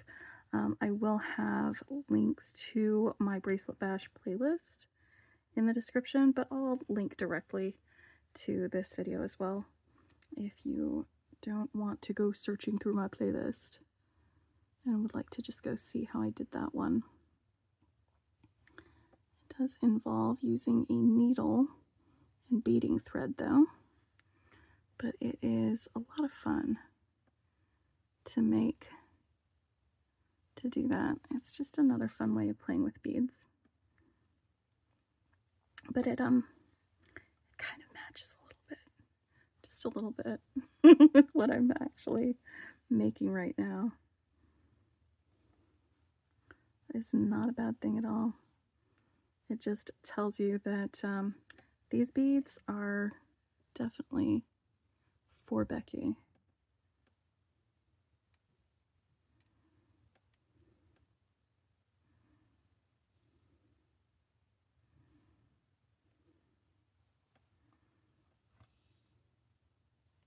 All right, I'm going to keep stringing just like that.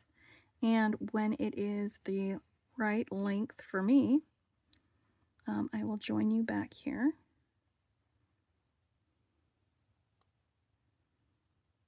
And we will finish it up. But yeah, that's going to be my strung portion right there. I like it. All right, so I have now made sure that that is going to be long enough for me to be able to close it. I'm going to crimp a little loop on here onto the end. And I ended this with some seed beads. So I'm going to put this crimp on both strands of wire going in the same direction. Slide it down next to those seed beads. And then I'm going to bend one of these wires back into this tube, but not both of them, just one of them. So it goes through like that. And then make myself a little loop. And I'll be clipping this off after I get it crimped. So it's totally fine that it's a little in the way, because it's not really in the way. But I've got all of my wires in there. I'm going to go ahead and give myself a crimp with my magical crimper.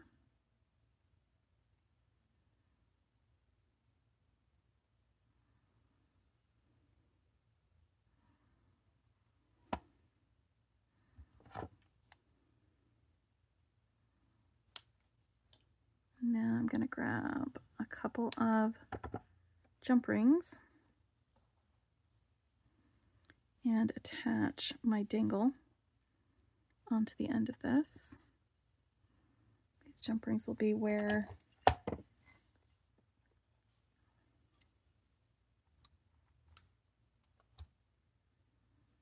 it's weird. It'll be where the lobster clasp attaches.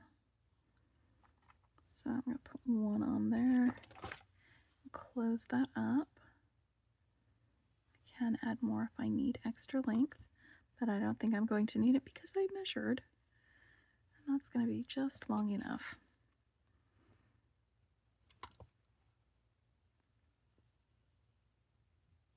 I'm going to attach that second one to there, then add my little dangle there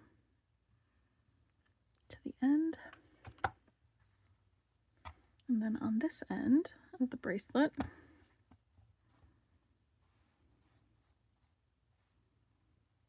got my jump ring and a clasp.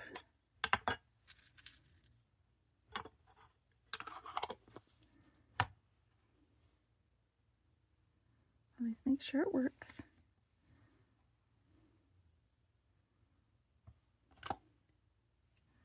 Let's open this jump ring, and then we'll pull out all of them, and we will go back over all 9 of these bracelets that we made during this bracelet bash. I think this is the most that I've made in a single video. Some of the other ones that I've done, I recorded 2 separate sections instead of doing it in a single video. So this will be very long when all is said and done. All right. So there we have it. And I did this using my Adornable Elements seed bead and 2 whole beads of the month subscription. So we have that one. This one that I'm wearing here, let's pull that off. That is the one that I made with my SilverSilk Glow Tucson bundle, which was not a subscription. It is instead just a special bundle that Neely put together from Tucson.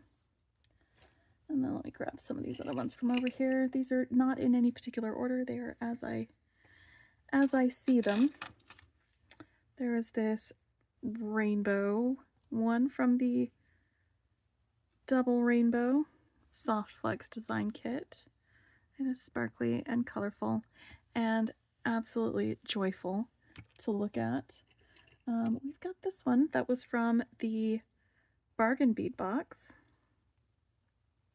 This is the Key Lime Pie Bargain Bead Box, and I'm using those glow-in-the-dark beads on this, so that's going to be a lot of fun. Whenever I wear something that has glow-in-the-dark, I always forget about it, and then I will turn off the lights or walk into a dark room, and then something will be glowy, and it will surprise me. And I'll be like, oh no, what's going on? Oh yes, it's my jewelry. It's me. We are not actually being kidnapped by aliens or anything like that. Nothing weird. And then there's this one with this beautiful little butterfly focal. This one was from beads from the January Gemstone Orphanage box. They're limited edition boxes that they're putting out now. They are not subscriptions any longer. This was from a subscription. This was from the Dollar Bead Box subscription with all of these gorgeous little check glass beads and lots of fun dangles with lentils. This was my Night Sky Sam's Bead Box creation, and it looks very night sky-y. I'm going to go put it over here next to my light colored beads so you can get a little bit of variety pop. And this is my very 90s colors bracelet. It is fun and funky with all sorts of different shapes on it. And this one was the Jesse James Beads Magical Mystery Bead Box. That was the Love Potion number 9 one. That was the February Magical Mystery Bead Box. And I'm just making some room here for the very last one. This was from the Curated Bead Box. And this was, again, another subscription box. It was the most recent one. It is the March subscription box. And it has all of these fun, springy colors and focals in it. Anyway, I hope you enjoyed this bracelet bash. I hope that some of this might have inspired you to make some bracelets with what you have or one of these bead boxes. And I hope you also learned something and that you enjoyed spending some time with me. Thank you for watching. If you like what you see, hit the like button. If you want to see more, hit subscribe, and I will have links to each and every one of these bead boxes or bundles or where I found them in the description below, as well as links to my playlists and a link to the specific video for the bracelet that I was wearing in this part of the video. And until next time, happy beading.